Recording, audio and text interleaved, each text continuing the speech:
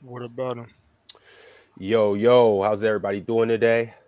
Pardon us for the tardiness. We working on some things, but hey, we made it. We here. Mm-hmm. I know y'all see it's only 4 of us right now. Just be patient. And we got reinforcements on the way. Don't trip. Hey, I guarantee the show's gonna start off better than it's gonna finish.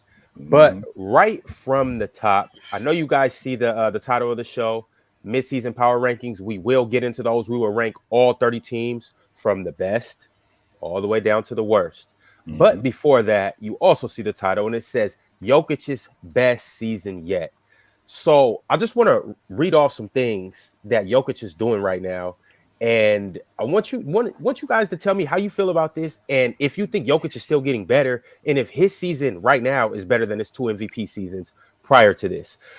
He's obviously leading Denver to the best record in the West, despite Jamal Murray and Michael Porter Jr. being in and out the lineup. He's first in PER. He's first in win shares. He's averaging 9.7 assists, which is more than he's averaged during both of his MVP campaigns. He's shooting a better field goal percentage, 61%, which is better than either of his MVP seasons. He has the best plus or minus out of any player this year. Caldwell Pope, he's playing better. A lot of those other role players are playing better alongside Jokic. Aaron Gordon leads the league in dunks. It's the highest assist per game by a center ever. And he's obviously the best player on the best team in the NBA right now. I want to know how you guys feel about Jokic. Everyone knows how I feel about him. I've been, I guess, hyping him up for the better part of a year at this point. Given my opinion on him as a passer, him as a playmaker, him as an overall offensive player, people tend to disagree with where I put him because I hold him in such high regard and all-time ranking already when I'm talking about his peak. So I can't praise Jokic enough. I do think he's better this season than last season. Mainly because I think defensively, I think he's gotten better. He's still not great. He's gotten better. He looks faster this year. He looks quicker. He looks like he moves better this year. The endurance looks a bit better. It looks like he's not fading out at the end of games. He's more efficient because he's taking better shots, but that could also be because he has more pieces around him, so he has more space. But overall, I mean, I can't praise Jokic more than I have done already. So everything I'm saying about him, it applies from 4 months ago. It applies now. I've praised Jokic more than enough. I think the 10 of the last 12 games that they've played that they've won have been against playoff teams, and I think Joker averaging 29, 11, and 10 in those wins.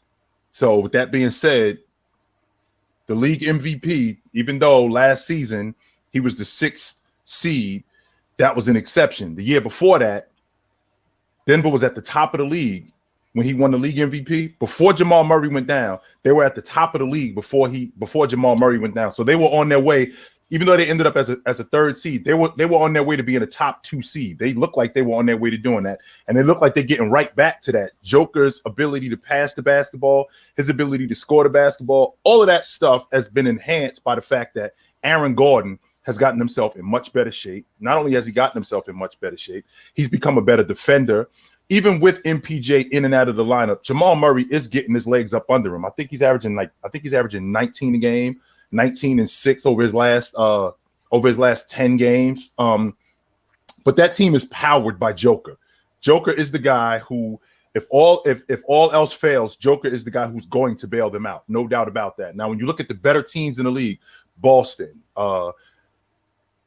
who am I thinking about? When you think about the better teams in the league, Boston, Milwaukee, all Memphis, these teams at the top of the Western Conference, all of these guys are basically set with who they have.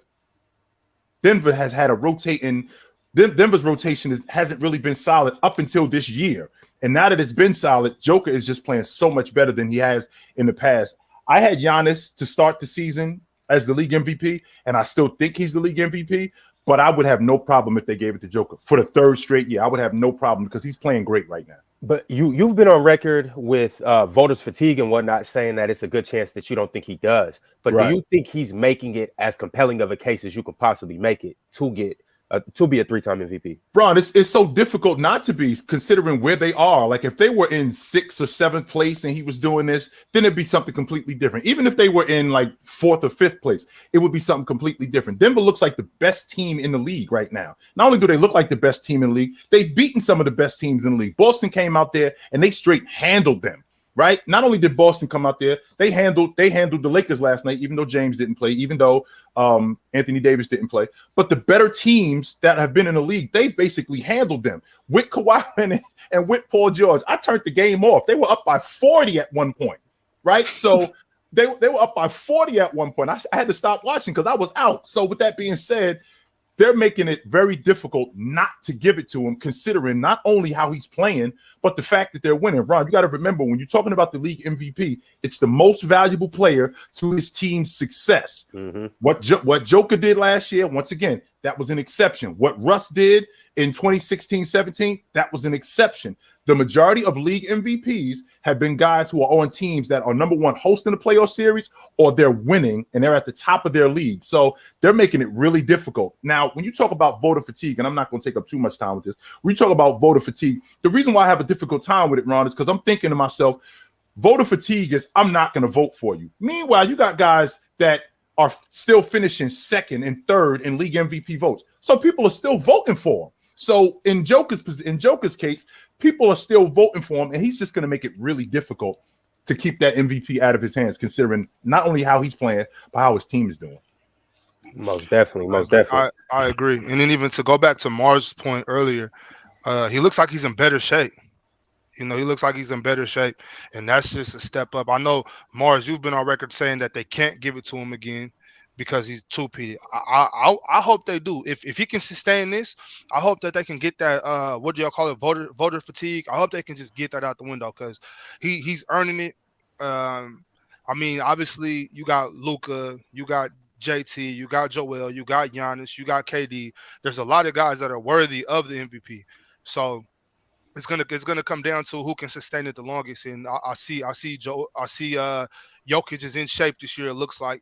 Yeah. I haven't seen too much of Joel lately. I haven't been watching too much since I was at the beginning of the season, so I'm not sure. If Joel can, be in good shape this year too, he can sustain it throughout the year. It's gonna come down to the wire. But as of now, Jokic is the MVP in my eyes, and I don't get a vote. But the thing about Joel that gets overshadowed is the 45-point games from Luka and the 55-point games from Giannis. That stuff get in the 71-point games from from Donovan Mitchell. That stuff gets overshadowed because during that same time, Joel is going 42-11, 39 and 9. Now, you and I have had this conversation, Big Ox. I'd like to see Joel be a better rebounder.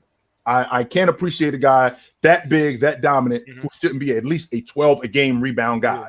Now, with that being said, a lot of the stuff that he's doing is getting overshadowed, but he's still playing at an MVP level. The problem that we having with Joel is that he's not being put in a position where he understands that we are going as far as you take us, big guy. So as well as James Harden is playing, I mean, James Harden is a 20-10 guy this season. Maxi's been in and out of the lineup, right? Tobias Harris has been up and down. With all of that being said, Joel, we are going as far as you're going to take us. That's what happened with Olajuwon in the 90s, right? That's what happened with Tim Duncan. That's what happened with Shaq. We are going as far as you're going to take us, big guy. That's basically it. And until Joel understands that these numbers that he's getting, they look good, and they look good. Only except we have to get to the next level. We have to. Right. That's a fact. He has to be able to get through the season, stay healthy, and just honestly, like I said, just be more aggressive. If he just gets aggressive on that offensive glass, defensive glass, and can stay healthy, being playoff shape. I don't know. I said on Sunday, I think that I don't like when a guy comes in the season out of shape and then expect to play his way into shape. I've obviously never been in the NBA, so I don't know if that's how it's supposed to work. But I think you got to come in shape, ready to go, and sustain that 82 games and then into the playoffs. So I don't know I don't know where Joel's at. Like I said, I'm not gonna lie and act like I've watched all his games this year. I didn't watch much past maybe the first 10 games, so I can't really, I'm not comfortable speaking on what he's doing right now. But I'm gonna pay a little more attention, and I think if he can be in shape, he's obviously talented and skilled enough. It's just more based on his aggression and his endurance on being able to play. I mean, they throughout the other years they had Andre Drummond, they had Dwight Howard, they had guys that could come back him up. Trez isn't as big as those guys, so we'll see what happens over there. But once again, I'll reiterate, as of now, Jokic is the MVP. I think so. And so to put some things into perspective, Bob, you said you didn't know what Joel's doing. Right now, he's at 33.5 points per game, 9.8 rebounds, which is essentially 10, 4.6 assists. So I mean, dude's balling. But I wanna kind of get you guys' top 5 MVPs, and then just see. It doesn't have to necessarily be in order. I just want to hear the consensus group of MVPs that you guys all think it is. Marz, let's start with you. Jokic, KD, Jayson Tatum, Luka, Giannis. Chill. That's who I got, only except I got him a little bit flipped around. I got Giannis at the top of the list. I got Joker right behind him. I got Tatum. I got Tatum, KD, and Embiid. I would have to get KD in there somewhere. So yeah, I would probably go Jokic, KD, Giannis, JT, and either Luka or Joel. I can't say probably Luka. Luka, they got the 4 seed right now. I'll go with Luka. Yeah, I'll go with Luka. And so that's the same group of 5 guys that you guys all mentioned, and I figured that was going to be the case. So I just want to kind of prime everybody and put it into perspective what type of second half of the season we're going to have. So everybody said JT. Obviously, Boston's right there at the top of the East. Yeah. Then you said KD. I know he's going to be out for a couple weeks, but he should be back fairly soon. They're second in the East. What was his injury? Did they disclose what it is? MCL. He got a sprained MCL. He's going to be he'll be evaluated in 2 weeks, but it's looking like he's out for at least a month. Damn. A month. Yeah. Okay. So it looks like he's out. Something very similar happened last season. You know what else? Cliff again. You know what else happened very similar last season, Marz? I mean, I think we had this conversation. Where were they last season at this time? Yeah. You've been saying if I'm not mistaken, I just want to make sure I'm not going crazy because this movie looks real similar. I don't know if I've seen this exact thing, but this looks really similar to what I've seen before. I've heard you say this a couple times. So the thing about it is, I hate when things like this happen because, like, obviously certain players they just happen to get injured more frequently than other players, and that's just the nature of the game. Whether you put it on their body or just lack of luck. But this right here was an unfortunate situation from KD. Right. Dude just happened to fall and land on his leg awkwardly. It wasn't like KD did anything wrong. He was just there. He was there in the mix trying to get a rebound. Right.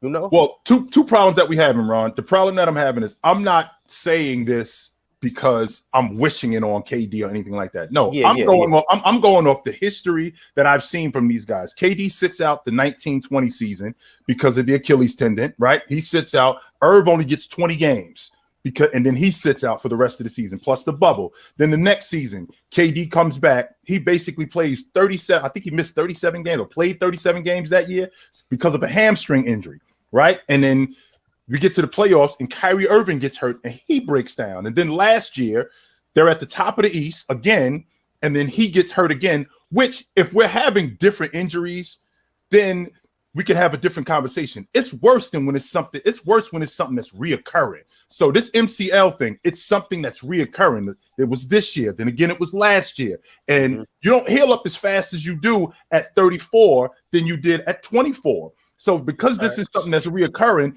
it's something that's becoming a bigger problem. That's why when he came back last year, when he was healthy, and then when they go into the playoffs, they basically fell off a cliff. And that's the thing that I'm concerned with this group, which would explain why I was out. Yeah. I think it's weird that the chat people calling Jimmy dirty. Y'all obviously seen what happened. That wasn't dirty. Wasn't nobody trying to hurt KD. Yeah, it happens. That's basketball. But that's a part of being a hooper. Right. And I've been on record, you could call it bashing KD or whatever, but one thing I always say, KD is a hooper, and he KD wants a to play baller. basketball. He's going to show up and play. He's not going to force his way out of a situation. He's not wasting no games. If KD can play, he's going to play. That's why. Matter of fact, that's how he tore his Achilles that time. He shouldn't even have been on the floor. No, he shouldn't have been. They rushed him. He wasn't ready. KD going. He going until he can't go. And that's one thing that I've always admired about KD. Other than that, we can get off it. Big Ox, how many times have you been playing and you got an inadvertent bow in the face? That don't mean that the dude who bowled you was dirty. How many times have you stepped on somebody's foot by mistake and you rolled your ankle? That don't mean that person is dirty. This is stuff that happens. So, and the problem that I'm having with this whole Brooklyn thing, and I caught heat for it because I said last year, are we seeing the beginning of the end of KD? Well, immediately what I got was, yo, KD's still nice. Well, hell yeah, KD is still nice. There's no question about that. But is he on the other side of who he used to be? Yes, he's definitely on the other side of who he used to be, but he still got the goods. The goods are still there, no question about it. The question is how long can he play at this level? How much longer can he play at this level? I was thinking 2, maybe 3 years tops. Yeah. Marz, what is he, 34? Yes. No, I wouldn't say he's at his peak. I think he's still in his prime, but I think his last peak year, I'd say, was 2019. Since the Achilles, I think he looks visibly slower. The defense has obviously fallen off, but it's actually gone kind of better this year. But for the most part, his defense has fallen off. He gets to the rim a lot less. The thing that gives me hesitancy on whether or not it's KD's peak is his shot making seems to have gotten better. That's the one thing where it's like his jump shot seems a lot more refined now, whether that's due to him just taking a lot more shots that he's comfortable with instead of shooting into more double teams or taking shots that are a bit more off balance. Right now, when he takes jump shots, everything's centered, everything's on balance. It seems like he's always in rhythm when he's taking shots. So that's where I'd say maybe he's entering a second prime, I'd say, but I can't say it's his peak because he just looks visibly different. I'll tell you a bit worse. I'll tell you exactly what it is. It's like, and we see this from all the greats, when they hit that age where it's like they don't rely as much on their athleticism due to one of two things. Due to obviously them being older and not having as much athleticism, but also due to them being so mentally sharp and locked in and knowing their angles, knowing their spots, knowing that they can get here and do this at any point when they want to. That's kind of where he's at right now. He knows I can do this whenever I want to. I don't have to do all the extra stuff. I can take 2 dribbles, get to this spot, and make this shot every time, whenever I want to. And we've seen that with Kobe. We've seen that with Jordan in the late 90s when it was like, yo, Jordan got to the point where he like, yo, I don't really even need to take dudes off the dribble. Give me the ball right here on the block. I don't even have to take a dribble if I don't want to. Pump fake, fall away, jumper. I'm giving this to you every single time. Well, you know how many times we've heard from coaches just in whatever it is, if it's practice, if it's in the game, if it's at a camp or just an individual workout with your trainer, they'll always say like, you're not one of those guys that can turn it on and turn it off when you want to. You can't flip the switch. You got to go hard. You have to train. You got to train like you're playing. You got to get up your 250 shots from this spot, and then 200 from this spot, 200 from this spot every day if you want to be like that. I'll say Kevin Durant is that guy. Kevin Durant can turn it on when it needs to turn on. He's that skilled. He's that talented. Similar to what you were just saying, Ron. He can get to any spot, and it's going in. Like it's going in. Like I hate to be reminiscent about that play with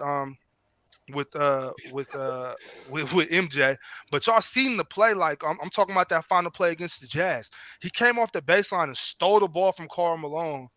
It's like that was written. Like, how do you come and get that ball, steal the ball, and then get to your spot and just knock that down? Like it was no sweat to him.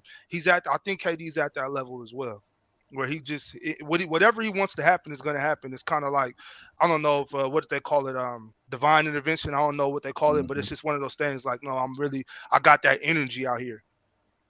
I knew the game was. I knew the game was over when I saw him dribbling the ball up the sideline. I knew what was about to come. I felt so bad. I was a big Jazz fan at that point too. I thought the Jazz were going to win the NBA championship. But when he stole it from Malone, I knew what was about to happen. I was like, this is over. I think everybody knew what was about to happen. I did. I know it was some Jazz fans that fainted when the minute Karl Malone the minute he got to steal from Karl Malone. I know it was some fans that just stopped watching. Like, man, it's over. It's a wrap. I knew it. But I want to get back to this MVP category and group that I was telling you guys about of the 5 guys that right now are, in the top of the MVP race. And I want to just let you guys know how close this is going to be. So we talked about the Celtics. They're number 1, Jayson Tatum. The Brooklyn Nets, they're number 2, Kevin Durant. And I know KD's injured, so that's going to hurt his case. But if they do continue to play decent without him and he can come back and continue to play at his level, he's still going to be in that race. You got Giannis in the Bucks. They're number 3. Those teams are all separated by 2.5 games. Then you got Joel Embiid. They're number 5 in the East. But they're only 4 games down from the Celtics, which are number 1. So if they go on a cool little win streak, they're going to be right up there too. Right, and then skip over to the Western Conference. You obviously got Jokic, who's number 1. So really, kind of just alluding to what Chill had said earlier, more than likely, the team that is in first place, the team that has the most wins, that player is going to get, more of a chance at that MVP. But with those teams all being at the top of their conference, we're really primed for a crazy run down the stretch. And it's kind of who leads their team to more victories is kind of going to be the guy that may end up getting that MVP award. Well, Ron, is that kind of disrespectful to Donovan Mitchell being out there in the 4th seed? Because none of us said D Mitch, and I'm not ready to go back and say him now.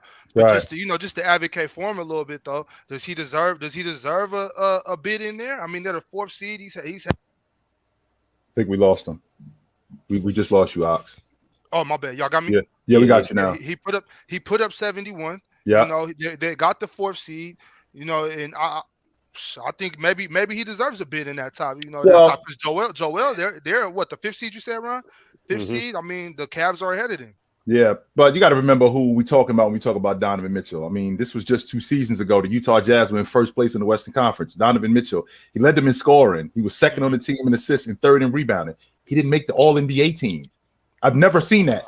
I've never in all my years of watching pro basketball, I've never seen the best team in the Western Conference, basically their best player, not make one of the all-league teams, 1st, 2nd, or 3rd. I've never seen that before. That's something that has never happened. But with that also being said, I've always had a difficult time throughout the years when you talk about league MVP, when people tell me about the 6th seed or the 7th seed, you can't give me legit logic on a guy who is a 6th seed or is a 7th seed. His production is more valuable than a dude whose team is in 3rd place or a dude whose team is in 2nd place. That's difficult for me to imagine. As good as Luka has been playing, no doubt about that, he was playing awesome, right? But I don't think his production is more valuable than Giannis, who was on a 3rd place team, who was a game and a half out of 1st place, who had a stretch where he was averaging 40 and 14, right? So when you're talking about the league MVP, again, we're talking about the guy who's the most valuable to his team's success. Now, the fact that Dallas has now entered the 4th seed, I think Luka is absolutely in the conversation of being the league MVP, no doubt about that. And I think it's one of the closest races that I've ever seen. Because in the past, there's always been that one guy where we could go, yo, this is the league MVP right here. This is the league MVP. At this point, it's any one of these dudes who can win it. I think it's Giannis, but it could be any one of these dudes. Yeah, that's a good point. This is a really close race. And keep in mind, I didn't mention Luka. How I forgot about Luka, I don't know. But he's only 4.5 games behind the Nuggets. Do I think they get there? Probably not. But at the same time, they're playing pretty good right now, and Luka. We'll catch them. We'll catch them before the Mavs do. But you also got to remember too. You got to remember too. And we're gonna get to Sacramento in a little bit. The issue with KD. The issue with KD is, as good as KD has been playing, and the fact that the Brooklyn Nets are at the top of the West, I put it in the same category with what Ja was doing last year. And what I mean when I say that is KD goes out the lineup, and this Brooklyn Nets team is still rolling. I mean, you can't really sell me the logic that you're the league MVP with your team rolling without you in the lineup. Well, but what about he got them rolling though? He did get them rolling. I can't fight that part. But if they continue to roll, as opposed to what happened last year, where they end up basically taking a dive, if they take a dive, it's obvious that my production is more valuable than anybody else's. And if they were to end up still staying like at the number 2 or the number 3 seed, it's kind of difficult to sell me that this dude is the league MVP when his team rolling without him in the lineup.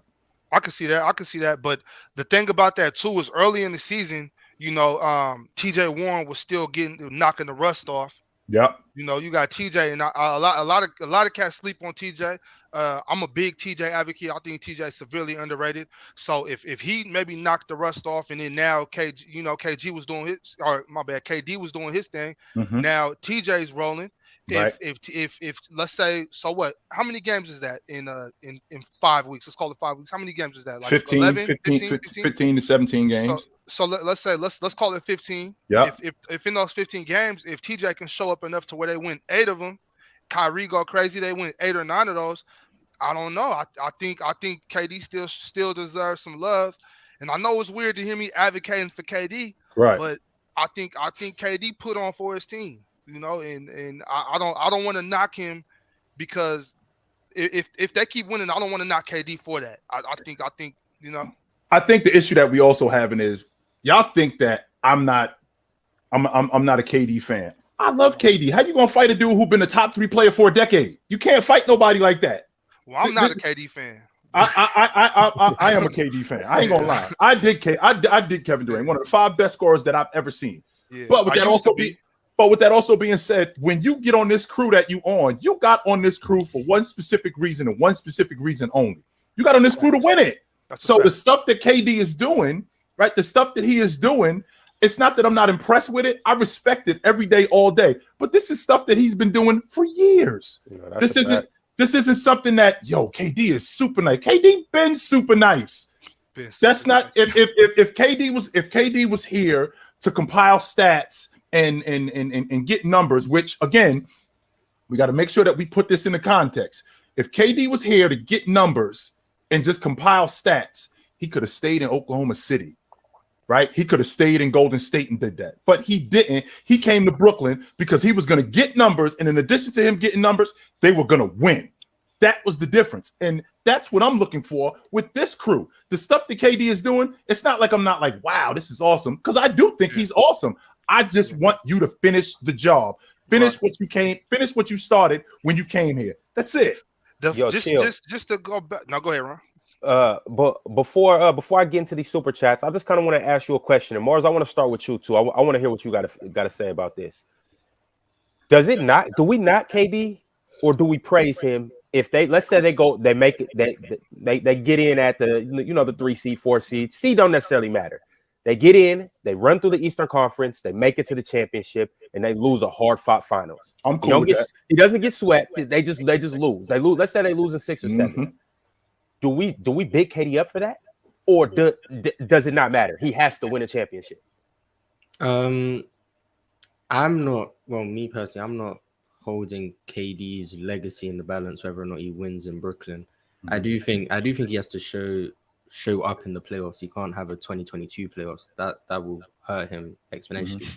But if he makes it to the finals and loses, I'm not about to be one of those people saying, see, KD can't get it done. He needs Steph. I'm not going to do that. He's not going to move down my all-time list. Right. He's still going to be probably right around where I have him.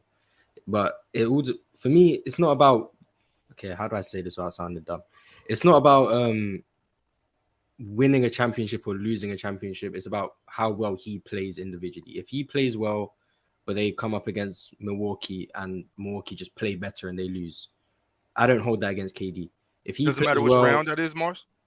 Well, not really, because if they end up being a 6 seed because he missed a month and a half with injury and they fell down the standings and he has to play Milwaukee in the second round, once again, I can't hold that against him. That's just how the playoffs work. But if he plays Golden State in the finals and loses and plays well, once again, it doesn't matter where he loses to me. If he loses to a team that is better than his team, I'm not gonna penalize him for that. He can't go out in the first round again, though, Marz. That can't happen. He can't go out in round 1 again. Especially not no sweep. How many teams are better than his? Okay, well, right. Hypothetically, if Brooklyn fall off a cliff again this year like they did last year without KD, right, and then they fall to maybe like the 9 seed, and KD has to fight to get them to like a 6 seed, and then they're in the playoffs and they're the 6 seed, and they play Milwaukee in the first round, right, and he loses to the Bucks, and he still plays great. I'm not going to blame him for losing in the first round. He just had a bad matchup. You can play Milwaukee in the first round, and you could end up playing the Knicks in the first round. Right. Like if he beats the Knicks in the first round or loses to Milwaukee in the first round, he don't get more praise for beating the Knicks. He just had an easier matchup. So I can't blame him for losing earlier just because he played a more difficult team. Me We personally.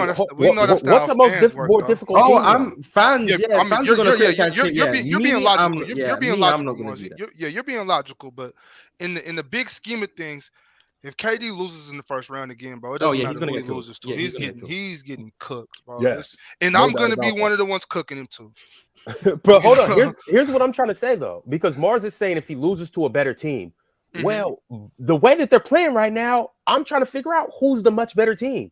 Who's the team that you can definitively say if they play them today, they're better than the Nets, and I expect them to beat the Nets. No chance that the Nets win. Oh, no chance. I'd say no one. I think the Nets have a chance against anyone. Right. But teams I expect to. If I was a betting person, teams I'd expect to beat the Nets. I'd expect Milwaukee to beat the Nets. I'd expect Philly to beat the Nets, and I'd expect Boston to beat them. I would expect that, sure. The reason I expect Philly and Milwaukee is because their interior presence with Giannis and Embiid for me is too much with Claxton and Ben Simmons, who are more switchable defenders instead of interior defenders. Agree. So I think that's just a bad matchup for them. And Boston, I just think they have the length and the personnel to disrupt guys like KD and Kyrie. And I'm not sure if I can buy Jacques Vaughn in a playoff series yet, but maybe. How did the Cavs fare against the Nets in the playoffs? You think? The issue with me with the Cavs is their backcourt is very small, where their front court is very big. There's not much of a connect between them. So KD, you're gonna end up having to play Isaac Okoro in the playoff series just to try and guard KD because no one else has a chance. But then Isaac Okoro is like what Andre Roberson was in OKC, all defense, no offense, and that makes defense easier for the Nets. If they have Isaac Okoro out on the court, he's a liability. The Nets are able to switch a lot with Jarrett Allen not being much of a creator for himself, Evan Mobley not being able to create for himself. Right. You're putting a lot of stress on your two guards against the switching defense. That could cause issues for the Cavs in the series, which is why I'd favor the Nets in that situation. It's uncharacteristic of me to say this because I do not like this in the NBA that they just try to outscore guys. But with KD, I'll make an exception because I just don't see you really being able to stop him one-on-one unless you're a team like the Celtics. So for me, Isaac Okoro is not going to use. Karis LeVert still plays. Karis LeVert, we're just going to try to outscore them. But obviously, that's just my input. But right, I don't know. I thought Boston did a great job of jumping KD more than anything. I thought they did a great job of when he touches the ball, we're going to jump you. Like Jayson Tatum, you cover him and you can be as aggressive as possible, but we're going to jump you. But we're going to jump in. It's almost like a fight. Like you swing first, don't worry, because we're going to jump in as soon as you swing on him. So that's basically what the defense is with Boston. Now, when you talk about Philadelphia, this could be a simple matchup in the sense where Doc Rivers can't get himself in his own way. The most dominant big in the game, possibly in Embiid, could dominate that series. And they will he though? That's the difference right there. Will he do it? He's going to do it, but he might not do it in the manner that he needs to do it. He's like Joel's gonna average 30 shooting 7 threes a game. But that's the point I'm making. That's the point I'm making. He's gonna dominate by scoring 30 plus a game and close to 10 rebounds. Right. But if he don't get his big ass on the block and dominate on the interior, then it might be a problem. Plus Marz, so much goes into winning the NBA championship. So if the Brooklyn Nets were to end up back in the NBA finals, I'm good with that. And the reason why is because you need a lot of things to go your way to get there. Now, if you're in the first round and you're playing up and you're going up against Milwaukee, now to go out in the first round again, especially after the performance that he had the year before that against Boston, who was also a better team, for him to have that performance again, I don't think he's going to have that kind of performance. But to go out in the first round, nobody's going to care if they end up playing Milwaukee and he averages 36 a game. What they're going to say is, yo, your team lost in the first round and you didn't do what you came here to do more than anything. But if they were to end up in the NBA finals or even the East finals, where they ended up getting to the East finals and they're in a dogfight with Boston in 7 games, I'm good with that. And the reason why I'm good with that is because I know that KD was given what he had in order to get there, right? And again, you need a lot of things to go your way, but this crew, he got together with this crew to win it. And until I see that, right? I can't get on with these dudes, man. I can't.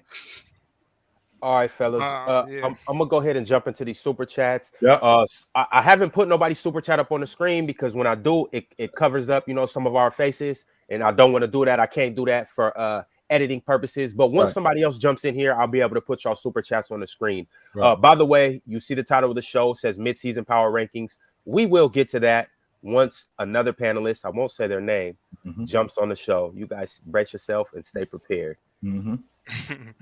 Z-Dub with the super chat. He said Jokic 3-peat for MVP. 3 MVP. He's got my vote. I'm campaigning for that. He's got my vote right now. It's not ridiculous. It's not ridiculous. Yeah, Marz? I got Giannis. I'd vote for him. Yes, I don't think enough people will, but he'd beat my MVP right now. I'm campaigning. I got Giannis as the league MVP, but it's not ridiculous. I wouldn't bother me one bit if Joker won the league MVP again. It wouldn't. Not at all. Honestly, I'm putting the top. Tatum isn't in there for me unless they stay at the top and he continues to play at this level, which I don't know if he'll continue to do that. But if Boston maintains what they're doing, he's in that race for me. I'm shocked, Ron. I'm shocked at that. Why? I just assumed that you had Tatum in there. No, I have him in there. He would just probably be a 5 just because the other guys are playing to me, they're playing just a notch better than him. And hold on though, Rob. We're talking about a dude who I think he holds the Celtic record today for the most 25-point games. His defense has gotten so much better. He's gotten so much better in transition. His decision making has gotten better. He's become a better one-on-one player. Now, don't get me wrong. I think Luka got to do a little bit more for his crew, and that's because all the other guys have to. Right. I think Luka got to do a little bit more for his crew because that unit was built around Luka. Now, when I think about Jayson Tatum and his unit, that unit was built not just around him, but that unit was built with him. Like when they got Marcus Smart and then they got Jaylen Brown and then they got Tatum, right? And then they got Robert Williams. So he was a part of that. Now, the way he's playing right now, I'm not saying that he's playing better than Joker. I'm not saying that he's a better player than Giannis or Joker or Luka, even though I think the gap between those two guys, it is shrinking, no question about that. But he's a lot closer than a lot of people give him credit for, no doubt about that. And I rarely agree with Jimmy Two Shoes, but I agree with him right now because Jaylen Brown definitely does cover up a lot of Jayson Tatum's bad nights, and I can't knock Jayson for that though. That's just part of having a good teammate. You know what I'm saying? Like so, anytime, and I know. Chill. I'm gonna say it. I know Michael Jordan never had any bad nights. But if he had a bad night, Scotty was there to cover up for him, and that was just his job. So I can't knock Jayson for that. Yeah, and out of everybody, I mean, KD to an extent has that with Kyrie, even though Kyrie doesn't impact the full amount of the game the way Jaylen Brown does. But outside of KD and JT, who else really has that supporting net behind them to like Jayson Tatum does? When KD doesn't healthy. Embiid has James Harden. When AD is healthy, and Ron, I don't think you're giving that Denver team enough credit. That's a good ass team. No, it is, but I'm saying they got a good ass team, yo. With Murray and Michael Porter out of the lineup, though, he doesn't have that next level of star power. Well, look, where KCP and Bruce Brown cover up on that defensive end. Aaron Gordon covers up on that defensive end, so it makes it easier, bro. When he's not playing top notch, he got some cats over there that really play defense, bro. That's what I was trying to tell G Baby a couple weeks ago when I think him and Dub was sleeping on the defense from Denver. I'm like, that guy, like I just said, KCP, Bruce Brown, and then people laugh every time I say Aaron Gordon's name. I don't know why. Yeah, but the reason why Big Ox is because the reason why is because he's now doing that. Basically, what they're going off with Aaron Gordon is they're going off what they've seen from him in the past. And I'm one of those dudes, right? I'm one of those dudes who I thought that Aaron Gordon was basically going to be Stoudemire 2.0 coming into the league. Ridiculous athlete. He should be able to clean glass. I saw him at Arizona. I thought he was going to be awesome, but he didn't really pan out to be that guy. This season is one of the seasons where he looks like he's starting to become something more than what he normally was in the past. So that's why people aren't really talking about him as much as they should because of what they saw from him in the past. I mean, I think he was 14-8 in the past, and it was not bad though. But it was that's the thing though, Ron. It was a quiet 14-8. It wasn't like it wasn't like Bobby Portis is 14-10, right? Where Bobby Portis is the best rotation player in the game. I think it was a 14-10 where you ain't even paying attention to it. Like you'll see 7 points in the first quarter or 5 points, and then you might not see nothing else from him for the rest of the game. And that's basically what he was. But now, because Joker is involving him so much more, Joker has gotten himself in so much better shape. Aaron Gordon has actually got himself in better shape. He's looked like he's filled out more. So people aren't really paying much attention aren't paying attention to him as they should, and that's because of what happened in the past. But he's definitely that dude this season, no doubt. Yeah, and I'm one of those people that actually does sleep on Denver, believe it or not. But I will say it, with Aaron Gordon as your fourth option, that's a good ass fourth option. That's the same thing I said with Philly. If Tobias Harris is your fourth option, you're in pretty good shape to make some noise. It's just a matter of putting everything together. But you clearly have the pieces if those guys are your fourth option. Even to go further than that, though, Ryan, so if Aaron Gordon is your fourth option, what option does that make Bruce Brown? Like 7th, 6th, 7th? Because if you remember last year, was it the first playing game? Bruce Brown won that game for the Nets. He did a damn good job on Darius. Bruce Brown steps up and he don't shy away from the spotlight. Like I'm not saying Bruce Brown for MVP. He shouldn't be an all-star or nothing, but let's not sleep on Bruce Brown's impact. There's a lot of guys in that league. Like for instance, I know OKC's not a great team, but what's the kid from Canada? Dort. Guys like that, bro, they impact the game where you would never see it in the stat line but when they do have a blowout game, which for them a blowout game is 23-11, which is that's regular for an all-star. But when one of those guys go off like that, bro, those are the type of games you need from a cat like that in a I don't know, game 3 of the playoffs. So they got a couple cats over there that can really just show up. KFC too. KFC, he wanted them for sure. KPC, sure, no doubt about that. And this is exactly that logic right there is exactly what I'm talking about when I talk about the Udonis Haslams, the Horace Grants. Like we ain't winning without these dudes. Bruce Brown, from what I'm listening to, he sound like one of them dudes. Like we ain't winning without him. We need that dude because the production that he gives, whether as a rotation guy or the fifth guy, he's going to do the dirty work. He's the guy he's the one diving on the floor for loose balls, right? He's the one that's slowing down Darius Garland last year in the playoffs. That was him who was doing that. So. You need dudes like that if you're trying to win. Otherwise, you're not going to do it. You know what? After just having this conversation, I'm about to stop playing with Denver because I actually was watching Denver play. I think it was just last night or 2 nights ago. Stop fighting them. Bone's one of the best rotation. Yeah, Bone's one of the best rotation players in the game, no doubt. Yeah, the chat. Good look at chat. Put me on. I forgot about Bones. Yeah, I was watching Denver play against the Lakers. It was actually just last night, but LeBron was out. The Lakers played a good first half. Phenomenal first half, and it wasn't phenomenal, but they were keeping pace with Denver, and I think Denver was up like 6. I think it was 71-76, if I'm not mistaken. And all of a sudden, I look away and I look back, and all of a sudden, Denver got a 13 point lead. What had happened was Bruce Brown got a couple steals, got a couple layups, and he hit a 3. And I just kept hearing Bruce Brown, because I was chasing my son around, so I wasn't necessarily watching, but I was listening to it. I just kept hearing Bruce Brown, and I look up, they got a 13 point lead, and at that very next possession, Bruce Brown hits a 3, and then they call a timeout, and at that point, I just turn the game off because I'm like, it's over. But Bruce Brown's really one of those key pieces that really can put your team over the top. Right. All right, y'all. Super chat from Jimmy Two Shoes. He said, Chilltown, just because KD hurt, don't make your take on the Nets right. They still winning the East. See, that's what I'm saying. I never can agree with Jimmy Two Shoes. Good luck, man. That's all I got to say. Good luck. Because, the Eastern Conference, there is a little bit more separation than in the West. But in the Eastern Conference, it's a lot more difficult this year than it is last year. So if the Nets end up falling to the 4th or the 5th spot, they might stay there for the rest of the season, as opposed to like with the Western Conference, from 4 to 13, it's only separated by 4.5 games. There's a little bit more separation in the East than it is in the West. So you might find yourself in the East where you're in the 5th spot and you might be there for the rest of the season. So without KD, it might be a little bit more difficult, my man. Devon Williams came through with the start bench cut. Paul Pierce, Paul George, and Carmelo Anthony. How we doing this? PG. I'm starting Pierce. I'm starting Paul Pierce. Benching Melo. Yeah. Marz, I hear you a lot of times talking about Paul George. What's your issue with PG, yo? I don't have it.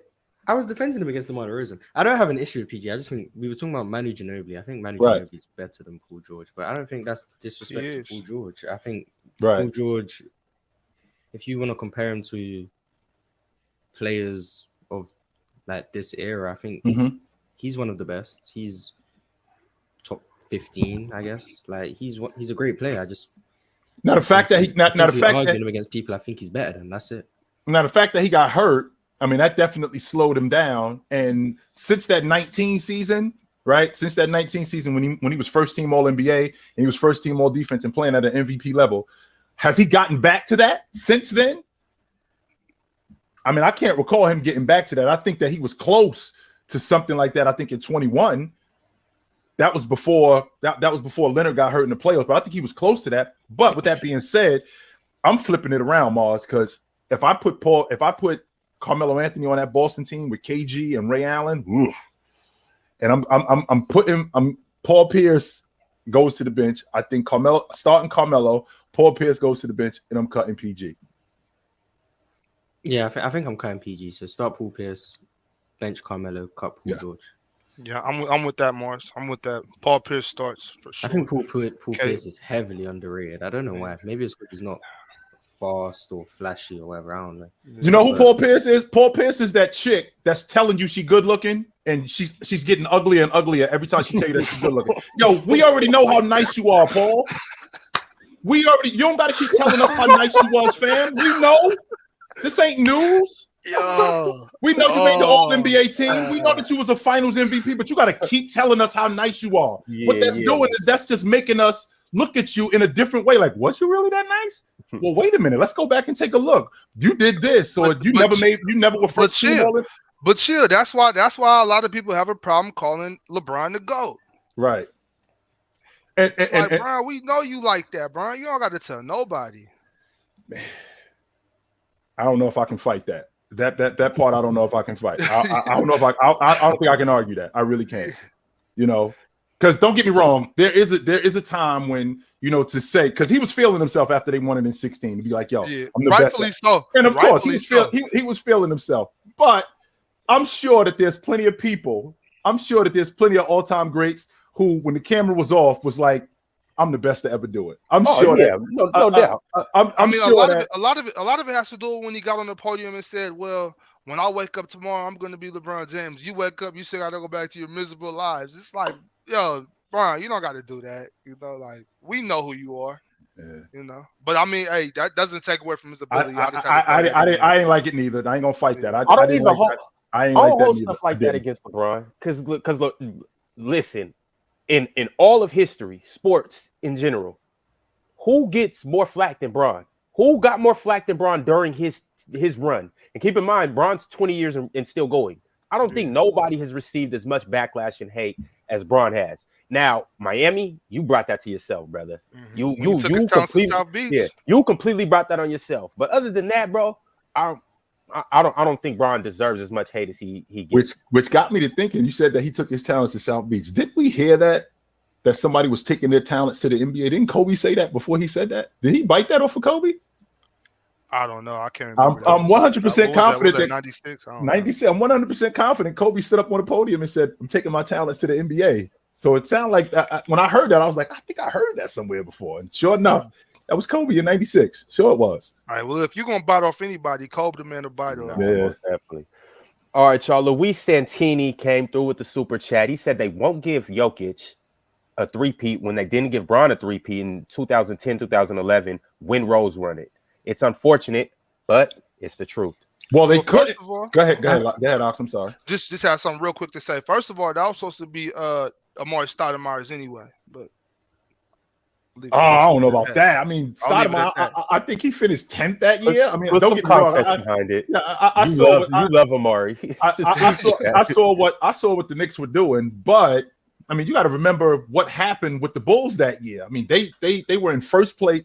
First of all, Miami got together with that crew, and they were basically supposed to run through the NBA with Wade, with Chris Bosh. They were supposed to run through the NBA. Only except the Bulls ended up finishing in first place that year. 61 wins. They had the best record in the NBA. Derrick Rose went 25-7, 25-8 that year, right? And he made a cast of guys look a lot better with Boozer, right? With Luol Deng, with Joakim Noah. He made those guys look so much better. So the idea that he got robbed, I think we a lot of times get mixed up with a better player and a guy who's playing better.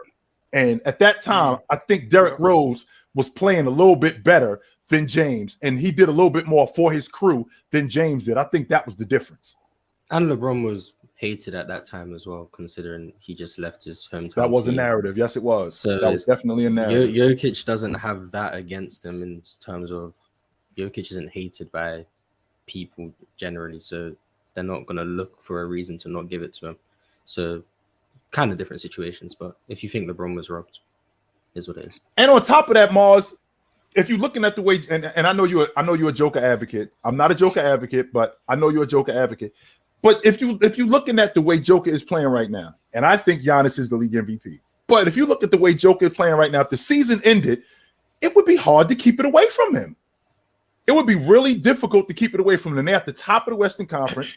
He's in the top. He's basically having a similar season than he did last year. I think he's a little bit less than defensively, but his team is better, and that's largely due to him. So it will be hard to keep it away from him again this year. Add that to the fact that the narrative on Joker. What is the narrative on Joker? There isn't one, except the fact that nobody won the league MVP 3 straight years except Bird, and that was 37 years ago.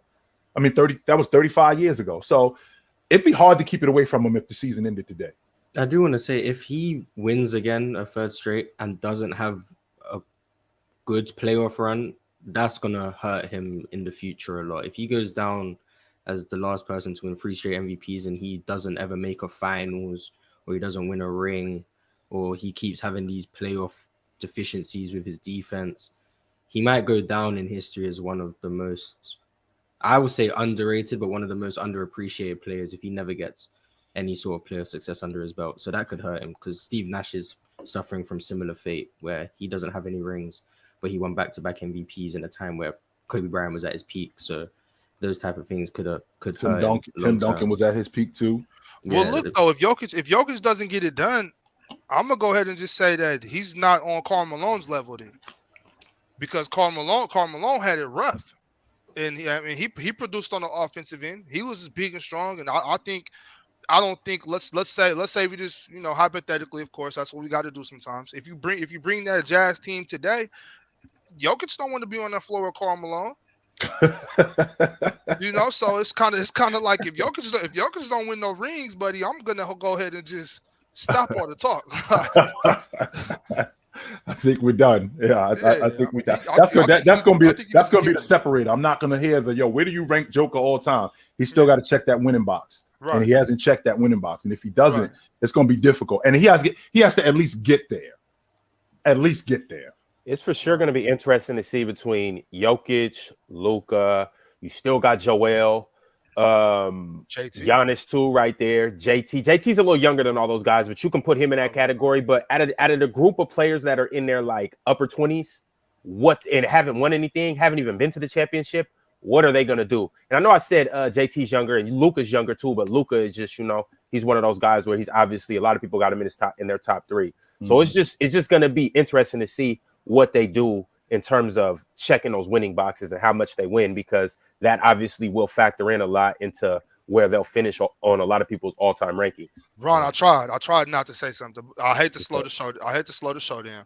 But I mean, are we gonna sit here and say like Luka's that much better than JT? Is that a thing? Like, is that a known thing? And I'm just in the dark and I don't know this. No, I'm not gonna say that. Ron, there's no way that gap is as wide as you think it is. It's not, man. It's not as wide as you think it is, man. The gap is paper thin. Honestly. No, yo, that gap is a lot closer than you giving them credit for, Ron. This is what I always like to do. A lot of you guys don't like it. You guys say, Ron, this isn't fair. Ron, don't do that. Ron, it's a hypothetical. But this is the hypothetical I love to run to. What does JT do on that Mavericks team? Now, I'm not saying that he won't do anything. I'm just asking you guys personally. What do you think he'll do? Well, the first problem that I had with that, Ron, is that unit was built around Luka. They would build that if JT was on that Dallas team, they would build that unit around him differently, right? They would get a primary ball handler. They would get a secondary scorer. Jalen Brunson wouldn't be playing for the Knicks right now. Right. Okay, so let's say Jalen Brunson's still there and JT's there. KP would still be there. Right.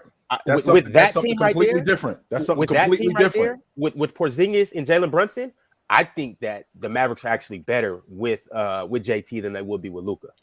And I'm not saying JT's better than Luka. I'm just saying, like, I don't want to go ahead and just say they're just on completely different tiers. Like Luka's blowing him out the water. JT is a baller, and Luka is too. There's no doubt about that. But I'm not gonna say I don't think Luka really is excited about seeing JT. And plus, Ron, I don't think you can discount when a team is built around a guy's skill set. So Luka looks a lot different on another team where he's the primary ball handler. It might be a little bit difficult playing with Luka if you're a scorer, because you saw what happened with KP. Before KP got with Luka, KP is a 20-8 guy in New York. He gets with Luka and he doesn't know what his role is. He's asking, what is it that you need me to do? Now, Luka is playing with another scorer. Luka's playing with another bucket getter. His game might look different as opposed to JT, who's kind of used to that sort of thing. No doubt. All right, y'all. I'm gonna go ahead and run through these super chats as fast as I can. Brandon Ozaria. Sorry if I butchered your name, bro. He said, crazy how if LeBron won in 2011, he might have won 4 to 5 straight MVPs. 2013 is debatable due to voter fatigue. Might have gone to KD. I don't. Who got it that year? LeBron got it. It'd be difficult to give it to anyone besides LeBron in 2013. Nobody. That's peak LeBron, one of the best defenders in the league. Miami went on a 27-game win streak that year, I think. 28 games. It's borderline impossible. He should have been unanimous, but someone wanted to vote for Carmelo, so it'd be hard to give that to someone else. Hey, whoever voted for Carmelo, I got love for him. Carmelo was getting down in New York, but I hated that Carmelo went to New York. I feel like when he went to New York, that I'm gonna go back and speak on Amari. Carmelo just messed up Amari's whole career. Like he messed up the end of Amari's career. That was pitiful. I was so mad at Carmelo.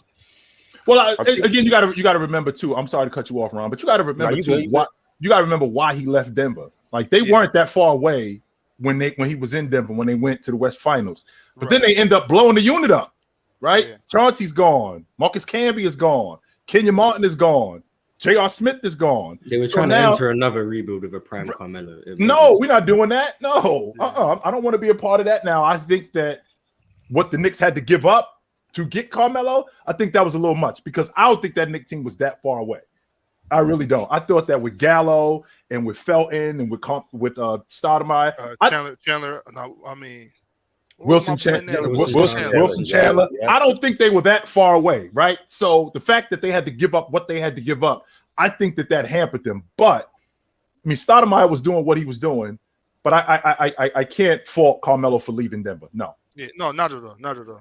Do the Knicks make that trade? If knowing what we know now, if you rewind back to that time, do the Knicks give up all of that? Hell no. Absolutely you keep Danilo and Wilson Chandler. They could have gone after Melo in free agency. Yes, they could have. They didn't have to. They could have waited. He would have walked right. He would have walked right in the front door. That's all they had to do. He would have walked right through the front door.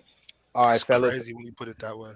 Leaf Diggy chiming in with the super chat. Appreciate you, Leaf. Need to see you on the show soon. He said, I said right from the giddy up. It was my first super chat.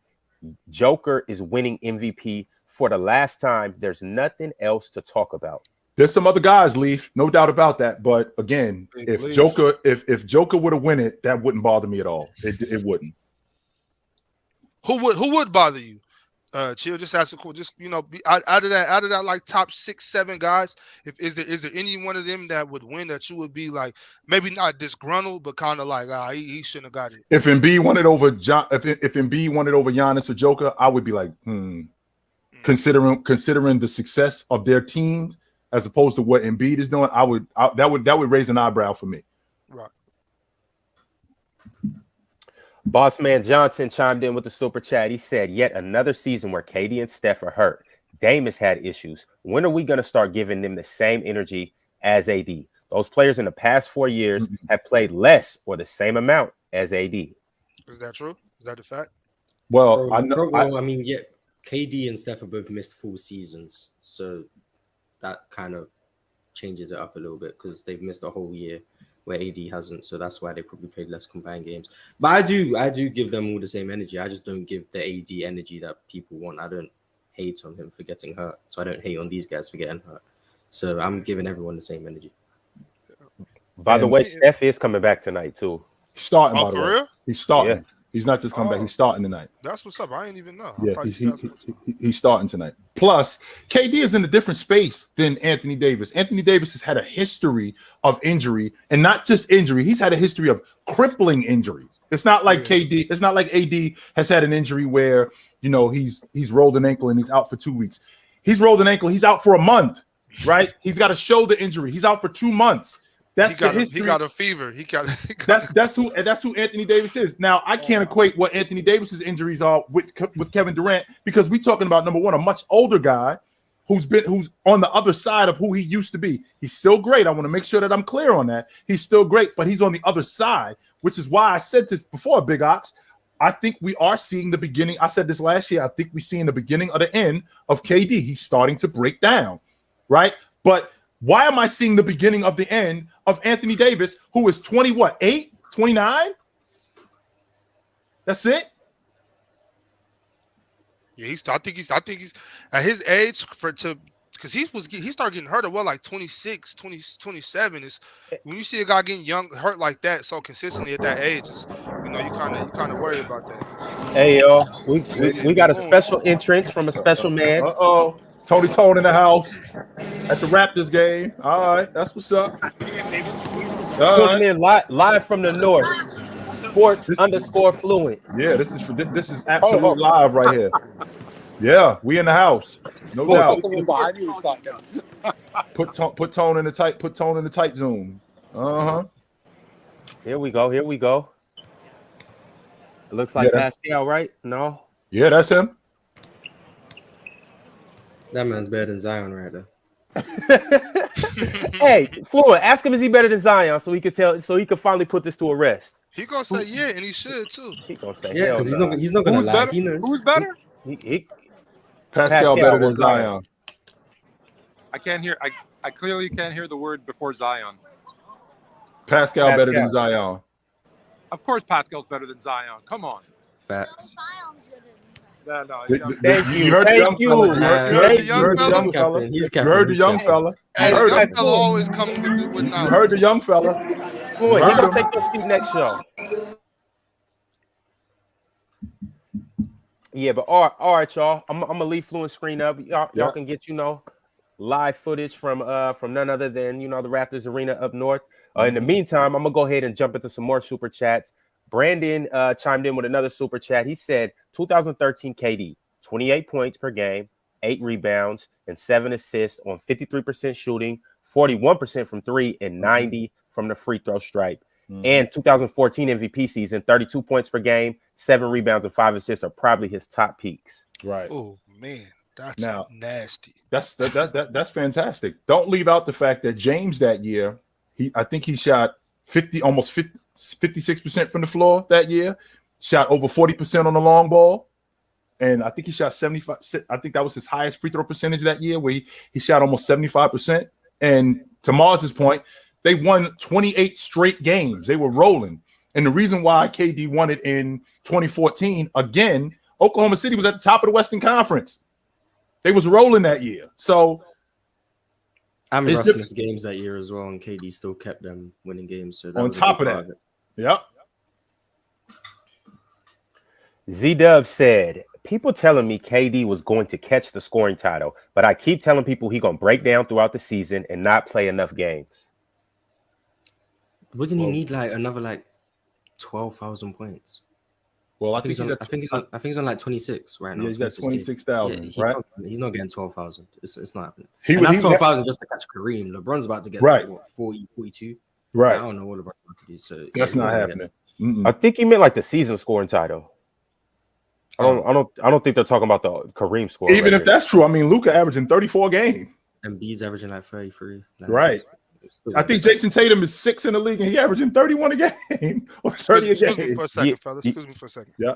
Yeah, so the top scorers right now, Luka at 34, Joel at 33.5. Then you got Giannis at 31. 31, almost 32. Yep. Shea still up here. Man, check out Shea. Yes. Hey, check him out. He almost at 31, 30.9. You got JT at 5 at 30.8. Then you got KD at 29.7 and LeBron at 29.1.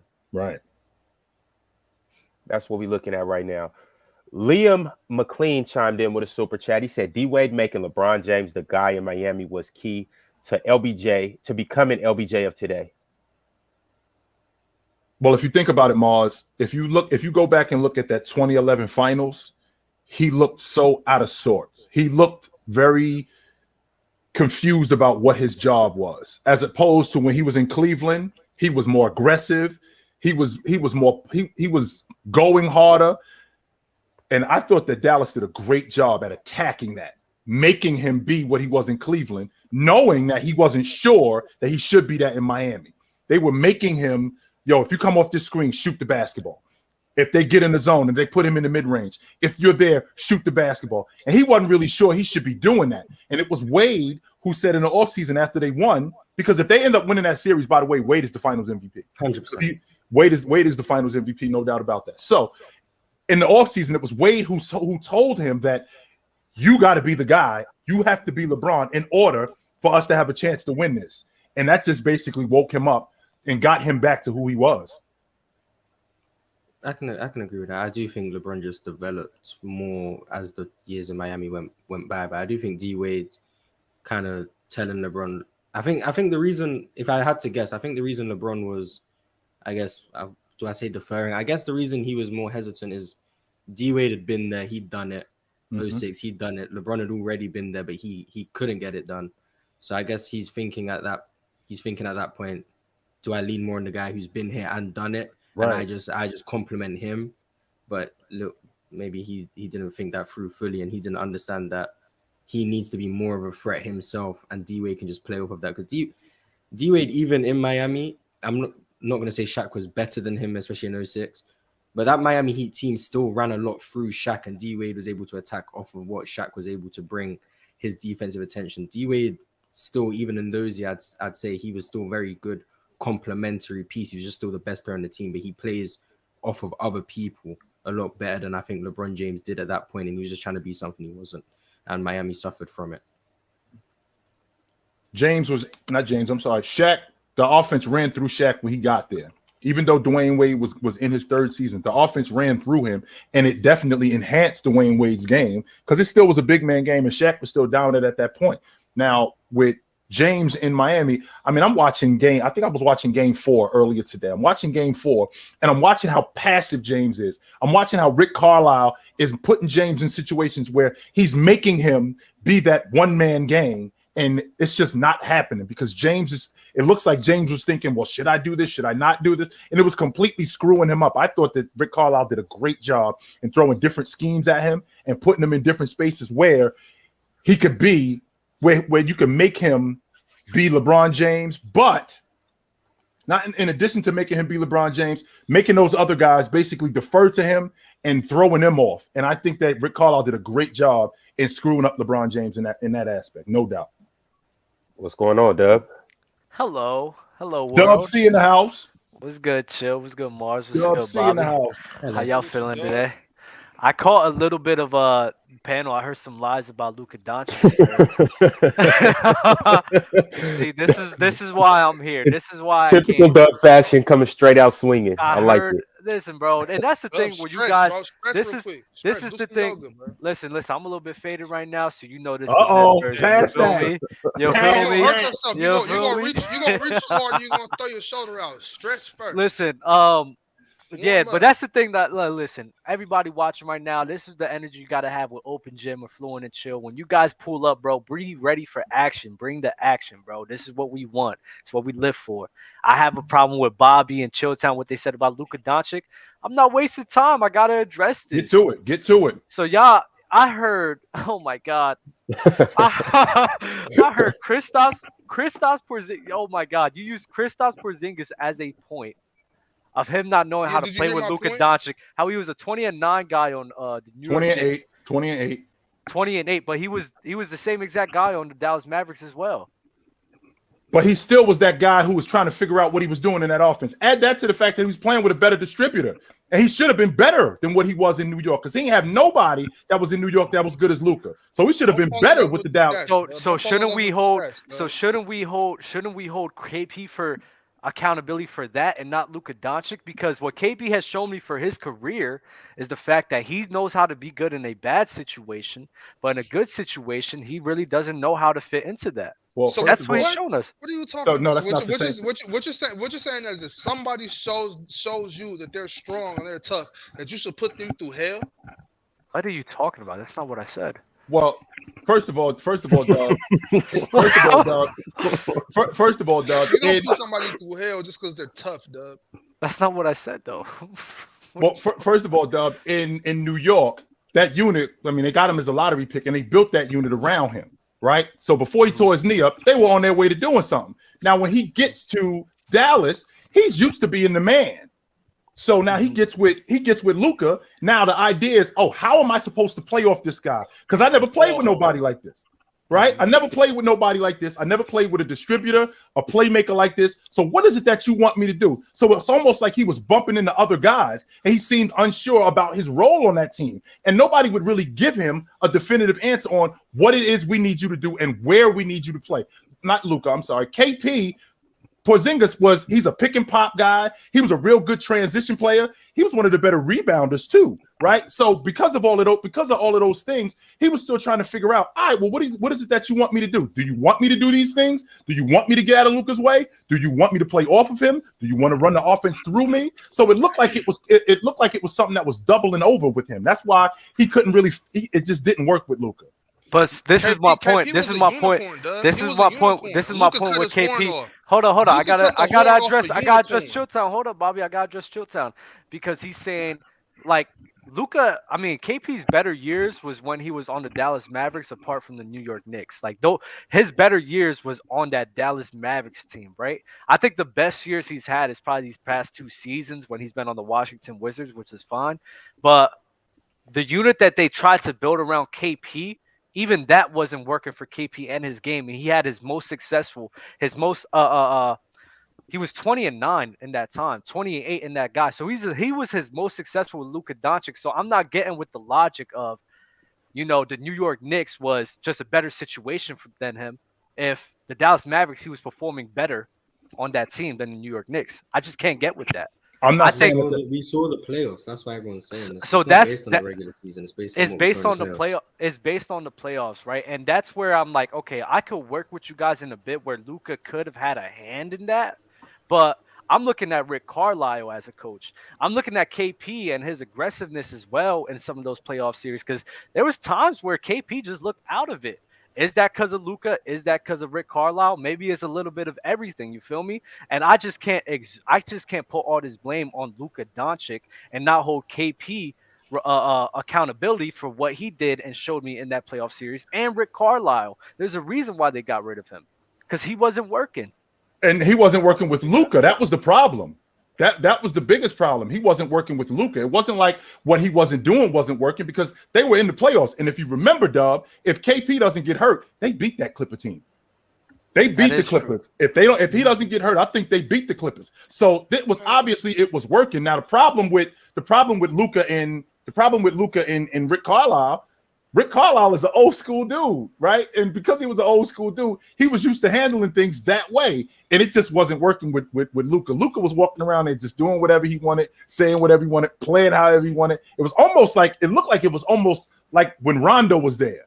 It looked like it was almost like that, but it wasn't. But it looked like it was close to it. That was the worst season of my life. So I hate Rick Carlisle for that. I think it's fine. I think it's fine to hold Luka some responsibility for that. I'm not going to dispute that. But Rick Carlisle, on his inability to get KP in the flow of the offense, I have to hold him accountable for that as well. And KP just not being aggressive. Like I think it was the first or second postseason. I believe it was the first postseason where KP just looked out of it. He looked out of it, disengaged. The first one is when that was in the bubble. That was in the bubble. He just looked completely disengaged. So I just can't just put all of that on Luka Doncic. I think Rick Carlisle, KP needs a hand in that blame. I'm not putting it all on Luka. No, I'm not doing that. No, I'm not putting it all on him. I'm not putting it all on him. No, I'm not doing that. Absolutely not. That's fine. This is my thing. This is one thing I will say. And so it's not directly Luka's fault, but it's by way of Luka. because they're trying to make room for the star that Luka is, the legend of Luka already. You know what I'm saying? My bad, Lo. I know it's only one legend of anything, but Legend of losing. Lo, don't let this fly today. Don't take this today, Lo. But that legend of Luka was so big. I think Rick Carlisle kind of bought into that too, and I think that kind of threw KP off. Now that's not all directed to Luka. That has a lot to do with Rick Carlisle. I'm on record saying how much of an overrated coach I think Rick Carlisle is. So with you bringing that up, that's a fact. But I'm still sticking with what I've said multiple times on this show, on Players Choice, and on any show I've been on the Players Choice channel. No stars want to play with Luka Doncic. I can't get with that logic. I can't. I'm sorry. I can't get with that. Wants to number one. I don't know these players to sit here and make a take like that. I highly you make all doubt. types of takes that you don't know these players. No, but So to come about how these guys personally feel about Luka Doncic and their feelings about wanting to play with him, that's something I'm never gonna speak. So why ain't nobody in Dallas? Because like I said before, there hasn't been a lot of opportunities for guys to attract a high key superstar.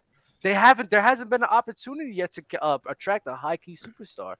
I mean, Luka been in the league for what, 5-6 years now? 5 years? Just so you know, Bradley Beal just signed an extension. He could have went to Dallas. Bradley Beal was trying to get that bag, and I applaud him for that. He was trying to get that bag. He got a stupid bag over there, but I mean, Mark would have paid him. Mark would have gave him some bread. No, he would not have. No, he would not. He wouldn't have paid him like Washington. No doubt. He would have paid him like Washington. No, he wouldn't have. But with that being said, he wouldn't have paid him like what happened in Washington. However, Dub, he could have went to if he was talking about winning, because it's obvious that what's going on in Washington is not working. So if he was really trying to get into a better situation in terms of winning, he could have went down to Dallas, because that would be perfect. I see your point with that. But like I said, I don't know what he was going on through his brain. If he did go the route with winning, I see your point. But his route, maybe his mind was, I want to get as much money as I can now. I'm like, how old is he right now? Like damn near 30 right now? Yeah. 30 years old. This is the highest market I'm going to be in my whole entire career. Let me collect this paper, man. Screw this winning shit. I want to get some bread. And honestly, that's what, I mean, you can hate it, Joe, and I agree with you for hating that, but that's the mindset of a lot of people. No, I ain't fighting that. Hey, man, listen, in the words of my man Biggie Smalls, ain't no guarantee they're gonna love you, so you got to get what you can get. Yeah. You know what though? Hey, Marz, what you know about that, Marz? He don't know a lot. You got to get that bag. You got to get that bag. But my thing is, at the same time, though, it's kind of like he not gonna win with Luka anyway. So you might as well stay where you at. I'm telling you, if they get PG, bro, I'm serious, bro. If they get I think PG is a missing piece for that Dallas Mavericks team.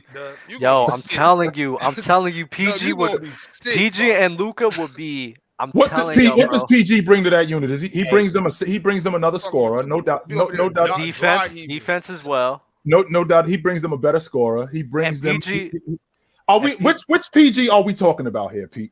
Because are we living off PG from 4 or 5 years ago? Because if he was to end up with PG, he's ending up with a different version of PG. He ain't getting 2019 PG. He ain't getting Indiana PG, right? He getting PG who's a lot not older, because PG still got the goods, but he's still on. I think he's also another guy that may be on the other side of it as well. So what kind of version of PG is he getting, and what kind of production is he going to be getting from PG? Because Luka is ball dominant, and PG also needs the basketball too. Right. I think better off bringing Manu out of retirement. I don't think PG needs the ball. I think he has to have the ball in the Clippers, mainly because there's not really that many guys on the team.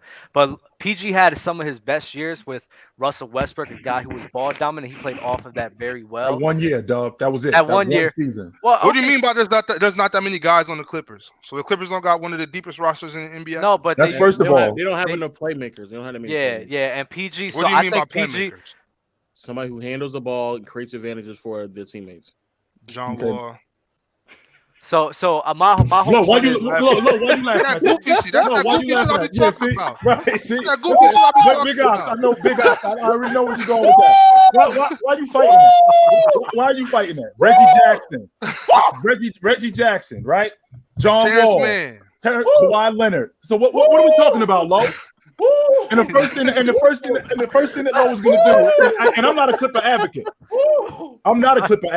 But these guys are playmakers with the basketball. Yes, they are. But who's better? Who's better, Paul George or those guys? I think George is better, but I think Paul George is a better player than those guys. No doubt about that. I'm not going to fight that.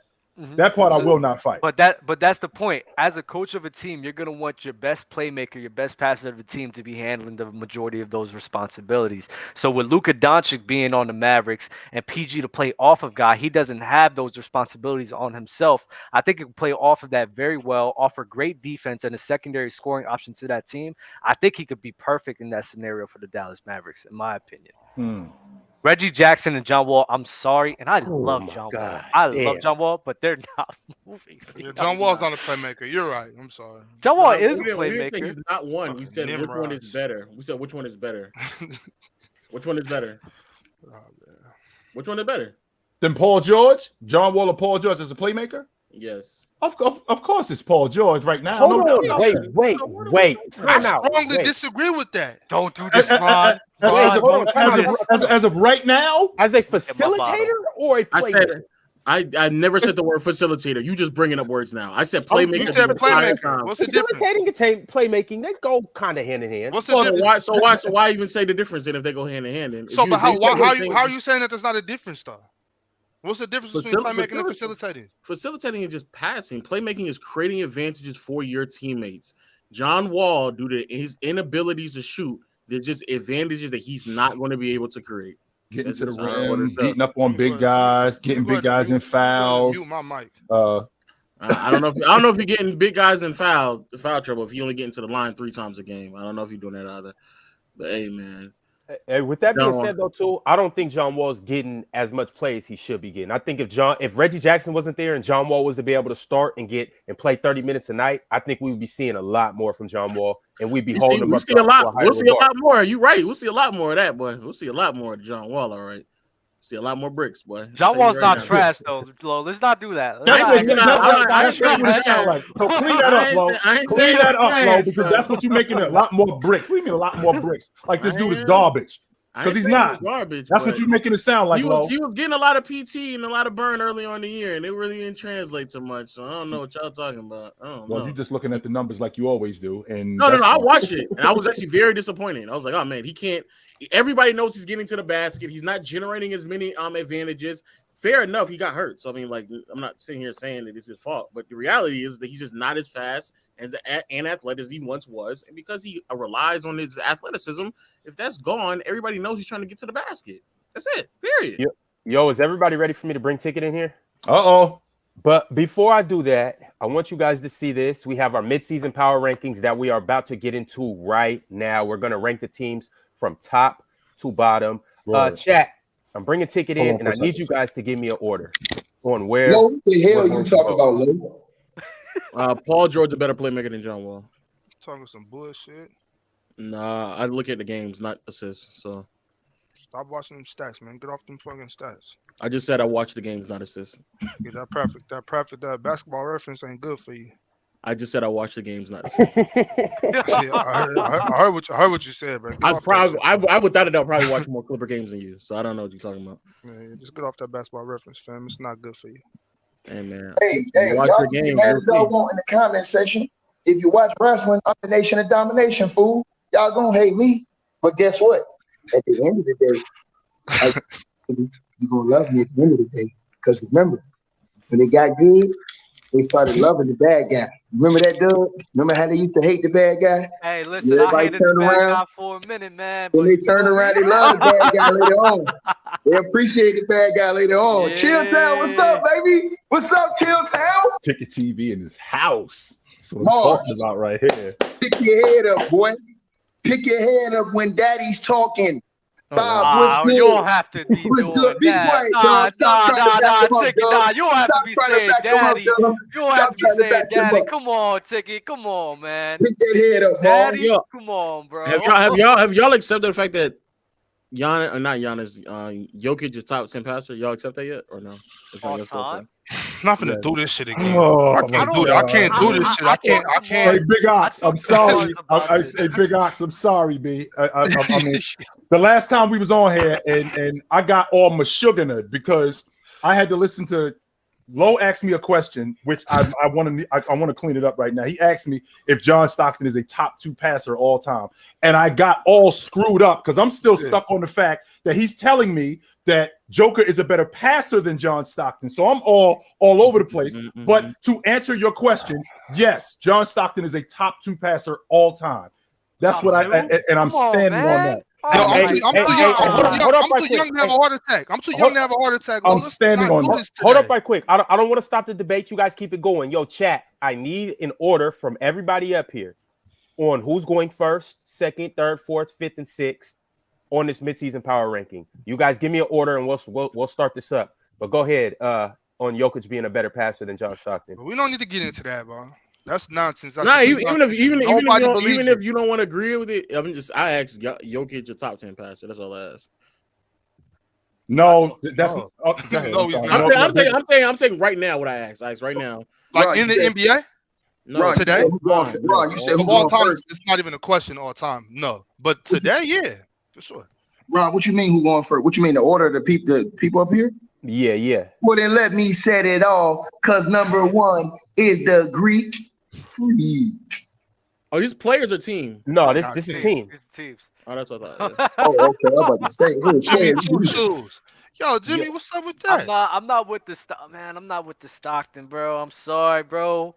I wouldn't expect you to be Doug. The way I look at passes, the way I look at passes, though, like how do y'all define passing? Number one, when you have the ball and you throw the ball to your teammate, that's a pass. That's it. Yeah, Jokic nothing is better else. No than other. But how does someone better at doing that than someone else? What would you have to do to be better than someone else? You pass. You give it. So you spoon feed. If you spoon feed your teammate, give it to them where it's easy for them to score.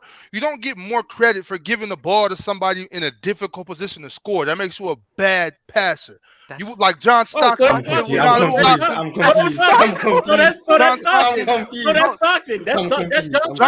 John Stockton is giving Malone the ball in a good place to score. That's a good passer.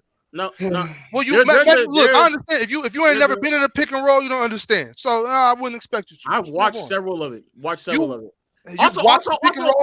Also, there's several other ways to pass outside of pick and roll. So the fact that you just highlighting pick and rolls further my point that Jokic is a better. No. That doesn't further anything. Stop trying to change shit around. Basketball is basketball. It's not math. Wait. 2 + 2 equals 2. No one has said anything about numbers yet. Nobody said nothing about numbers. No. Because I know where you're going. We could just jump straight to the shit. Look, nobody said nothing about numbers. I know, Lo. My bad. I went too far. So let me back up a little bit. My bad, brother.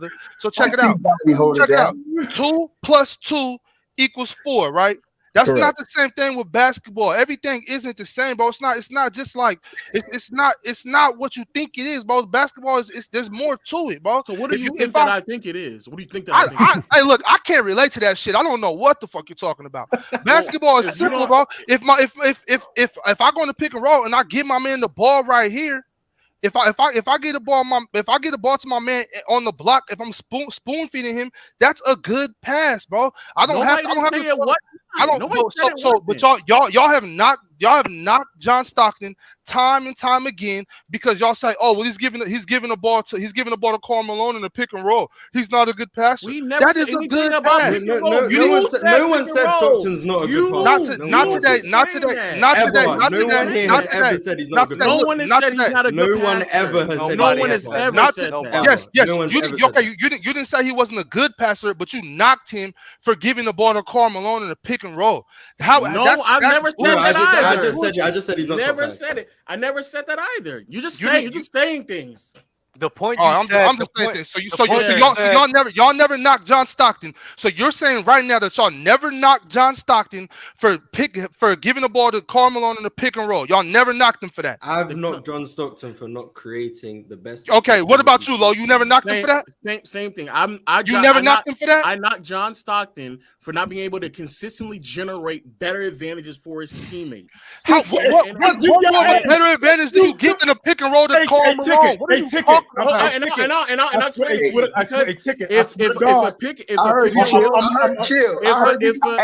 heard you coming over to the right side, baby. Come on and join the nation, baby. If a pick and roll is set, so you never said that, Lo? Hold on. Let him answer it. If a pick and roll is set and he passes it to Carmelo and he's still being defended, you tell me, is that the advantage? Is that the advantage you're talking about? Yeah. He got his man deep on the block with him under the rim. That's a great pass. No, we're not talking. That's not. Let me say it again. That's what you just said. I said nothing about the block. I didn't say that. I said if you do a pick and roll and he pops out to the wing and his man is still defending him and he passes to him and Carmelo makes a contested shot, is that the advantages are you talking about? If you're in a pick and pop situation and you got a man that's going to knock down a consistent 15, 17 footer and we go pick and pop and I'll pass it to you and you clap that, great pass, John. But you just said earlier about how he's giving the ball to his teammates in situations where they're getting quality looks. If he's still being contested, would you then consider that a quality look? So specifically, I'm gonna answer that question because there's two answers because it's not that simple. So specifically at the rim in a pick and roll situation, if you're being contested at the rim and you're Carmelo, that's a great pass out the pick and roll. Yes, that is a good pass.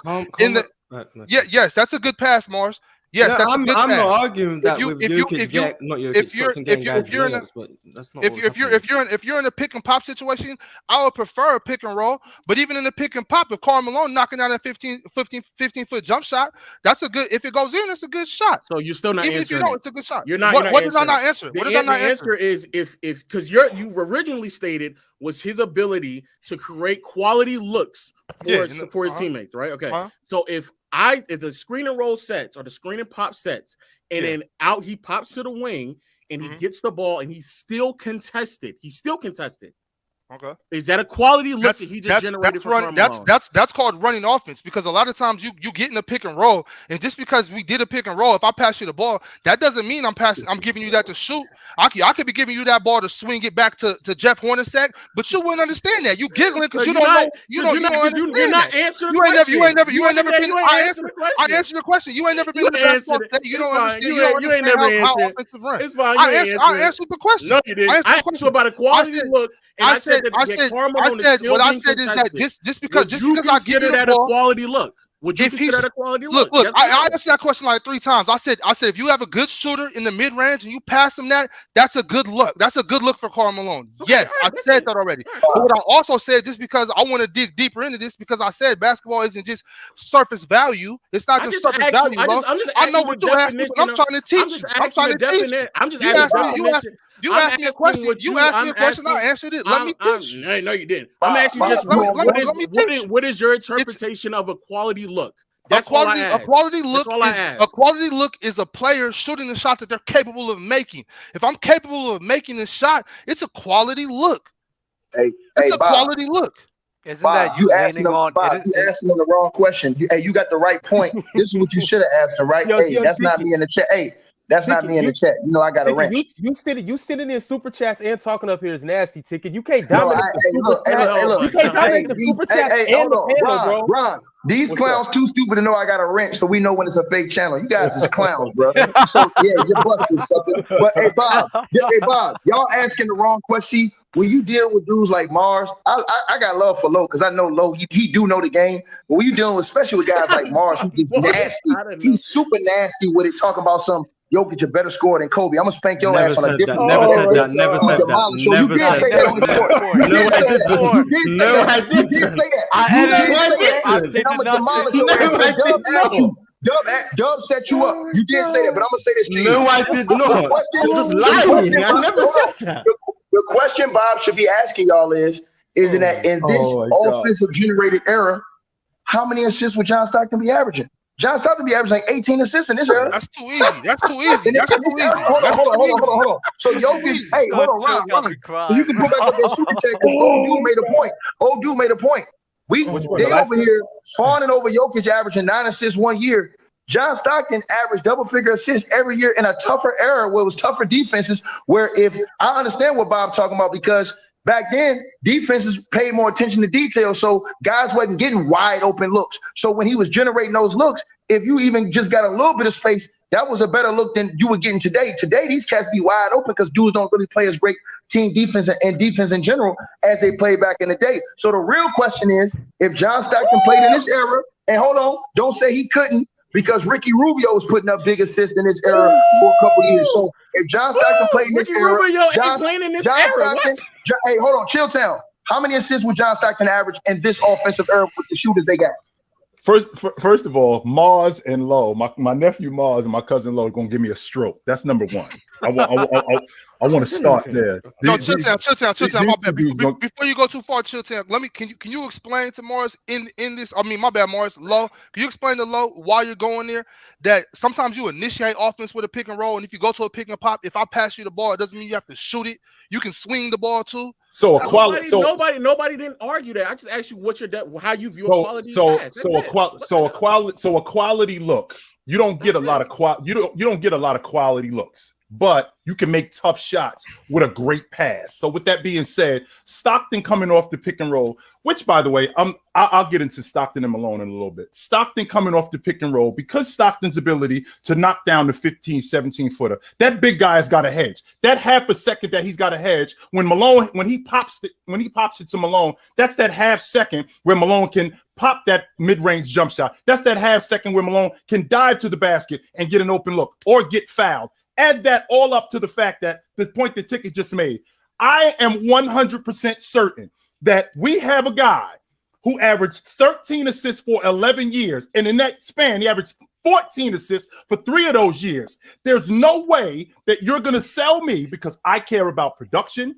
I care about degree of difficulty. I care about who you did it against. And I care about when you did it. And we're not going to sit here and act like John Stockton didn't put 2 20-20 games on Magic Johnson in the playoffs.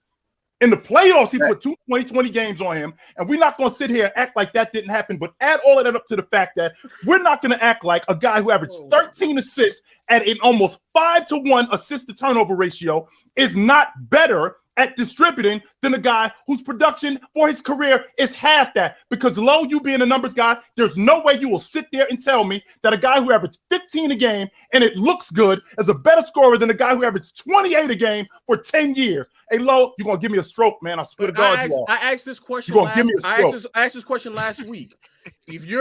How are you determining it? If you're going off of just assist, I do not believe that determines who's the best passer, because LeBron doesn't average that many assists, and he's better than a lot of players who average more assists than him. Oh, so I asked that question, and you told me something different. Hold on, Lowe. And the reason why, I'm gonna let you go, Ticket. I'm gonna let you go, Ticket. The reason why I said something different, because you had me all screwed up, because I'm still trying to figure out how this dude is trying to tell me that Jokic is a better passer than the dude who averaged 13 assists for over a decade. So who's number one? So who's number one then? Who's number one? The best passer. Passer of all time? Who is it? Magic. Okay, so the production numbers are better for Stockton than they are for Magic. Actually, what?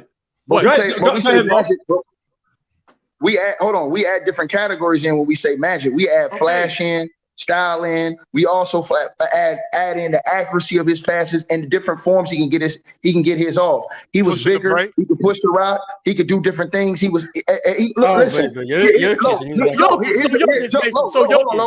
Low. Here's what made John Stockton so special. Why is that ridiculous? It's just funny that comes up with Magic. I want you and Marz to understand this. This is what made John Stockton so special. John Stockton was not a guy who, when you have elite guys, when they get to the cup, they suck the defense in, which opens up the court for them. John Stockton was not an elite scorer to where if he drove, all the defense was going to suck in and just give him easy passes. He had to get those assists he got was real assists. And then think about how many assists he would have had guys would have made shots that they didn't make that he passed the ball. Everybody in NBA history. No. What are we talking about? No, but listen. So the fact that everybody in NBA history. What the fuck are we talking about? The fact that he did that in a hand-checking era and in an era where when he got to the cup, dudes wasn't going to just all collapse on him. Like, for example, we say LeBron's a great passer. Well, guess what? When LeBron goes to the rack, everybody's going to collapse on him. Shooters are going to be wide open. When John Stockton drives, that's what makes him a great playmaker, though. That's what makes him a great playmaker. No, but listen, what I'm saying. When John Stockton drives, he's not drawing all that same attention. But somehow he's still averaging 13 assists, which means some games he's having 14, 15, 16, 18 assists during the course of a season. Some of those games. So my thing to you is the degree of difficulty for him to average that in the era that he averaged is simple mathematics when you put him in this era where the game is more open and focused more on offense and the shooters that they have in this era. If the dudes are truly as good as you say and Marz say in this era versus the era he played in, then we shouldn't even have no question about whether or not he would average 18, 19 assists. Let me reiterate this. Nobody said anything about assists. We said passing, playmaking. That's all we said. Nothing about assists. Because again, but you have to be a good playmaker. But again, I'm not saying no one's not saying he's a bad playmaker either. Again, though, what we're saying is that if by the logic that y'all are using, if you're just, especially if you're heavy leaning on assists, then that means that y'all would believe that like Mark Jackson would be a top 5 passer playmaker, correct? That's what y'all would believe, that's right? That's not the same thing. That's not the same thing. Mark Jackson in the mix though, Don't get it twisted. I'm not saying no, I'm just asking a question. So then who's third then? Who's third in Joe? Who's third? Same thing. I'm asking who's third? The third best passer ever? I'll go with J. Kidd. Let's see. Nah, you might have to say Pete Merritt, somebody like that. No, I don't think Pistol Pete. I don't think Pistol Pete is the third best. Everything you're arguing. You're just using Jokic and giving him different names. That's what you're just giving. I got J. Kidd above Jokic. I got J. Kidd above Jokic. I don't understand why. I got Ray John above Jokic. I just want to be clear. He just argued Pete Maravich and then also argued assists. No, he just brought up Pistol Pete. But Pistol shouldn't even be in the conversation based on what the things he just said. So also what you just said, off of what you just said, Pistol Pete shouldn't be in the conversation because he's never had a year where he even averaged 7 assists. So by your own logic, why bring him up then? Why bring him up then? I'm asking you a question. Low. I'm asking you a question, brother. I'm asking you a question. I'm asking you, do you think that Pistol Pete is one of the greatest passers ever? I think he is, but in the logic that that's all I was asking. Low. Okay, I wasn't saying number one. Okay. I didn't say number one. We said 3, and then you brought up Pistol Pete. In the argument that you just used about trying to talk about Stockton was solely based off of the numbers, right? That's what you just did. For number one. I was just there for number one. Regardless, that's what you did, right? So that's I'm saying we were great number one. I still have Magic number one, but Stockton has better numbers. I have Stockton number 2. That's fine. We sat here and just talked about numbers though. Right. You then also downplayed Jokic averaging 9 assists, and Pete Maravich never came close to that. Pete Maravich played in the air with a higher pace. So even by your own logic, let me ask you this question. Oh my God. Let me ask you one question. Let me ask you one question. Do you think that Jokic averages those same assists in the era John Stockton played in? It depends on the makeup of his team. Same thing with Stockton. I'm saying you put him on any team you want to put him on. I'm saying it depends on the makeup. Do you think he averages the same 9 assists he averaged this year? It depends because y'all call them. Hey, hold on, low. Y'all call them dudes plumbers. It depends. I never said that. Jesus, y'all. You be taking what somebody else said and bringing it into this conversation. Marz. Your understudy, Marz. They try to downplay the competition in that era. So what they do is they take shots at all the other guys. I don't. Never done either. It's the open gym guys. Here, I'll show you. I just want to know as much hate as Draymond Green gets for playing with Stephen Curry playing in that system. For some reason, y'all just wait. For as much hate as for as much hate as Draymond Green gets for playing in the system with Stephen Clay and playing in that system, for some reason, you guys forget the system that John Stockton played in and the fact they played with Karl Malone, who was the second leading scorer. Hold on, John Stockton created a system. Draymond Green was a part of a system. John Stockton was the system. Okay, hold on. Doug, watch this. Hold on. I got a casket right here for you. Right now. Do you think Karl Malone and any of those other Jazz players would have been the same players without John Stockton?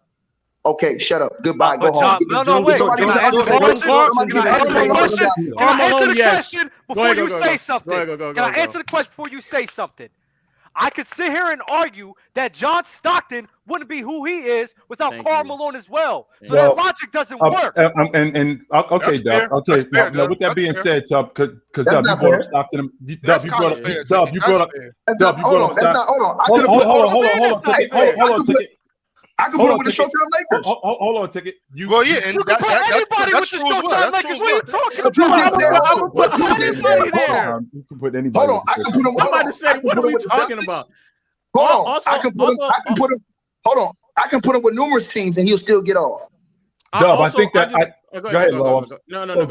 So, Dub, I think it's unfair with the Stockton and Malone logic because it's not like with Magic and Jabbar, where Magic showed up and Jabbar was in year 10 and Jabbar was already established. Stockton and Malone were basically drafted in consecutive seasons. So they grew up together. It wasn't like Malone was that dude from the door, and it wasn't like Stockton was that dude from the door. They had to figure this thing out together. And in addition to them figuring that out together, they also had other guys who they had to figure it out with too. It wasn't just like he was just figuring it out with Malone. He had to figure it out with Jeff Malone, right? He had to figure it out with Darryl Bailey. He had to figure it out with Mark Eaton. He had to figure it out with Bryant Russell. He had to figure it out with all of these other guys. It wasn't just with Malone, even though him and Malone showed up at the exact same time. I'm not the exact same time, I'm sorry, 1 year apart. So it wasn't like these guys like Magic and Jabbar, where again Jabbar was already established in who he is. So that logic doesn't. That logic never really worked. But can you answer? Well, let me answer real quick. Can you answer what Ticket just said? Because to sit there and to say that those players would not be the same and would not be the players that they were without Stockton, when almost all of them performed just as well, if not better, either in the beginning parts of his career when he was coming off the bench, or in the latter part of his career when he just wasn't handling the offense as much as he did in the late 80s or early 90s. Almost all of them. Thurl Bailey, Jeff Malone, Dale Griffith, they all put up numbers before and after Stockton's ascension, or even on the team. Low, do you think Karl Malone in his prime would have averaged the same numbers as Doc Rivers running the point? Yes. With Doc Rivers running the point? Yeah. No way, Lo. Do you know why? Please, I don't think they would run the same offense. They would just use him as a post player, like they was using a lot of other forwards. That's it. I don't think they'd be running pick and roll with other point guards. If another point guard, the same way when Stockton got older and he was not able to have the same impact that he once had, and he wasn't as quick and fast, so his assist numbers went down, and they stopped using pick and roll as often in the late 90s into the early 2000s, Malone was still averaging 27. He was still doing it. So it wasn't contingent on Stockton putting up 13, 14 assists. He was still doing it even when Stockton was putting up 6 or 7. So yes, I do. But also with that being, that basketball reference is a motherfucker. That's just facts. Chill. I want to address one of your points though. Go ahead, I'm listening. What's it called? My whole thing, I don't care, honestly. I don't care about this Jokic and John Stockton debate. My whole point is, though, to call him the second best passer of all time when I see a guy like Jayson Kidd, when I see a guy like Chris Paul, not even Jokic. I mean, I don't care about the Jokic thing, honestly, but Chris Paul and Jayson Kidd, just to put him over those guys so easily, in my opinion, I'm not with, mainly because none of those guys really played with a guy like the magnitude of a Karl Malone. They never had a benefit of a guy like that. Chris Paul, a lot of the times, was at the same time generating shots for himself, generating shots for the other guys at a way higher level than John Stockton. Jayson Kidd as well. So it's like I can't just put him the second. I can't put him the second all time that easily, in my opinion. I can't. Sure. So we got to knock Kobe and Shaq for playing with each other too, then, right? No, that's what you're saying. No, that's not what we're saying. Why is that not? That's not what you just said. That's not what you said. Well, let me use further logic that I think y'all would agree with. Please do. If Kobe then proceeded to dominate and win beyond the years with Shaq, that would then further validate who Kobe was, correct? No, because Shaq was like that. And there's nothing we can say, and there's nothing that Kobe could do when Shaq left. Well, Ticket, do you agree with that? Ticket, do you? I don't care who agree with it. It's all right. Well, I'm asking Ticket. I like what Bobby. I like some of the stuff Bobby been saying. My whole thing with this is just that I do agree Shaq was great in his own right, but he didn't achieve ultimate greatness until he played with Kobe Bryant. That's when he started to achieve ultimate greatness at the highest level consistently. He was before then, he was just a great player. So that's what I was trying to say to you with Malone and Stockton. I'm saying if you put Doc Rivers with Karl Karl Malone wasn't a dude. He didn't really have a great post game. Karl Malone was a real face-up guy that liked to shoot Jay. You had to get him in sweet spots. So Karl Malone, you said if you just go back to playing back to the basket, Karl Malone was never really a back to the basket basketball player. He hated playing back to the basket. Karl Malone was more like KG, not the same type of game, but Karl Malone's a face-up guy. You know what I'm saying? So he wasn't a dude that wasn't going to post up that you could just throw it into. That's why I asked you that question about Doc Rivers. Now, the thing what you just said about Kobe and Shaq, here's the thing. They both were so great. You can nitpick certain arguments about those two and say, well, Kobe would have been great without Shaq. Shaq would have been great without Kobe. Maybe they both would went on and win a couple championships without each other. I don't think that Karl Malone even gets to the finals in 2 times or does half the stuff he does in his career. Win an MVP, win an MVP, all that other stuff. If Doc Rivers is his point guard. I think they both benefited though. I'm not arguing that. We just argue what he sat there and said. So you knocking Kobe and Shaq, and all I'm asking from you and Chill is it not true that it benefited Kobe immensely to go on to prove that he could still win, dominate, and perform at that level beyond years with Shaq? We yes don't know. No? We don't know. We don't know.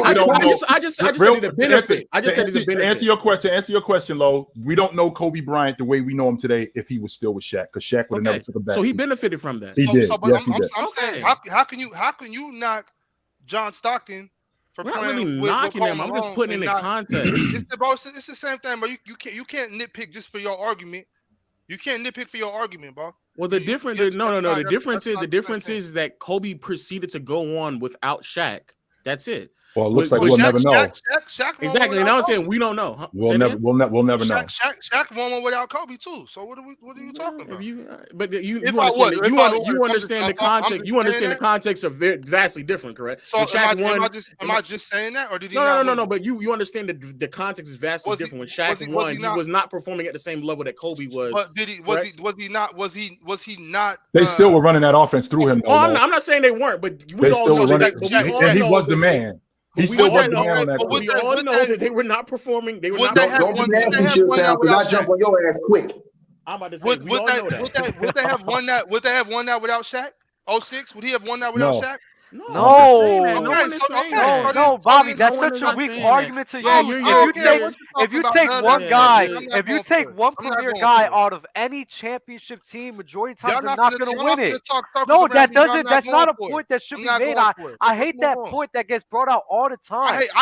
If he didn't have this guy, then they don't win. Of course, no shit. If you take any guy who's a premier guy of an offense or a defense on a team, and you take them off, majority of times the team isn't gonna win. All right, well, don't nitpick. I'm not going to. It's not nitpicking, bro. I didn't even want to bring up the whole Stockton without Malone thing. I didn't even want to bring it up. You did. I did not. I never brought it up, Bobby. Thank you. I brought it up, Bobby. And in my opinion, a guy like Chris Paul going through a harder road. In my opinion, a guy going through a harder road. I think in everybody's opinion, a guy going through a harder road to achieve what they achieved is therefore more impressive and more valuable. I think that's common sense. Tick is the same guy that shits on KG and praises Dirk Nowitzki because of the road. Right? No, because of what Dirk Nowitzki did in 2011. Right. Who? Listen, so what are you trying to say? Hold on. So what are you trying to say, Doug? I'm just saying. I'm just saying that's what people do, right? We value we value the harder road. We value the harder road. Dirk Nowitzki's championship run is vastly more impressive than Kevin Garnett's in 2008 championship run. So I'm going to hold that to a higher caliber, right? No. Well, you misconstrued what I was saying. You misunderstood what I was saying, but it's cool. You believe that. When we were saying that, I was just talking about in the West. I'm saying that they both came up at the same time in the West. One led their team and got through, and the other one couldn't get out the first round. That's what I was saying about them being in the West. But you believe 2011 is more impressive than 08? Damn right, because 08 they went. We already know. That's the point. That's the point. I hope your ass make ESPN with this shit you saying. This man said if he put Doc Rivers, hey, y'all need to put if y'all listening, all y'all sponsors out there. Hey, hold on, all y'all sponsors out there, y'all need to go ahead. I'm gonna tell you right now. You got the Legend of Winning, you got Chill Town Hoops, you got Big Bob, of course, you got Dub and Marz. You got the host EQing it, Bron. And then you got the big motherfucker ticket over here. Y'all better back that Brinks truck and go get that sponsorship ASAP. You understand what I'm saying? We got a couple people that want to come over here and drop that bag on this show. So what y'all need to do is y'all need to go on ahead, because if I get to negotiating, I'm gonna get us a nasty deal. You know what I'm saying? It's gonna be something that's gonna be, you know what I'm saying? What is going on right now? Just so you know, to bring up Doc Rivers, just so you know, Doc Rivers said, quote, "The difference between James Worthy and Dominique Wilkins is James Worthy had Magic Johnson, Dominique Wilkins had me." Facts. So you saying that? I'm about to say Magic Johnson is noticeably better than John Stockton. I think we all can accept that. And John Stockton is better than Doc Rivers. Could do the same thing in his career with Doc Rivers as a point. Karl Malone does not win an MVP. He does not win an MVP. He doesn't go to the finals. He doesn't do any of that stuff. That's not what you said. You said, can he put the same numbers? That's what you said. I'm saying. I'm asking you, could he do the same thing he did in his career? No, not in his career, but I don't even think he averages the same numbers with that. I don't know how you can come to that conclusion when you fucking with Scotty. Literally, as time progressed, bro, Karl Malone was still putting up the same numbers, bro. Same numbers. Stockton was there in his sophomore year. Karl Malone was already putting up 22 with Stockton coming off the bench. He was already in that years. But when Stockton came, his numbers went up. Yeah, in 88, when Stockton came in, he went from 21 to 20. I get that, but his numbers stayed the same even when Stockton numbers went down. He was still 25 even when Stockton numbers went down. So even with his assists going down, if I'm still able to average the same amount of points in a slower pace era, mind you, it's not even as many possessions. They did. You being nasty because they did change a little bit how that team played when they brought in like their roster teams. Hold on. Listen to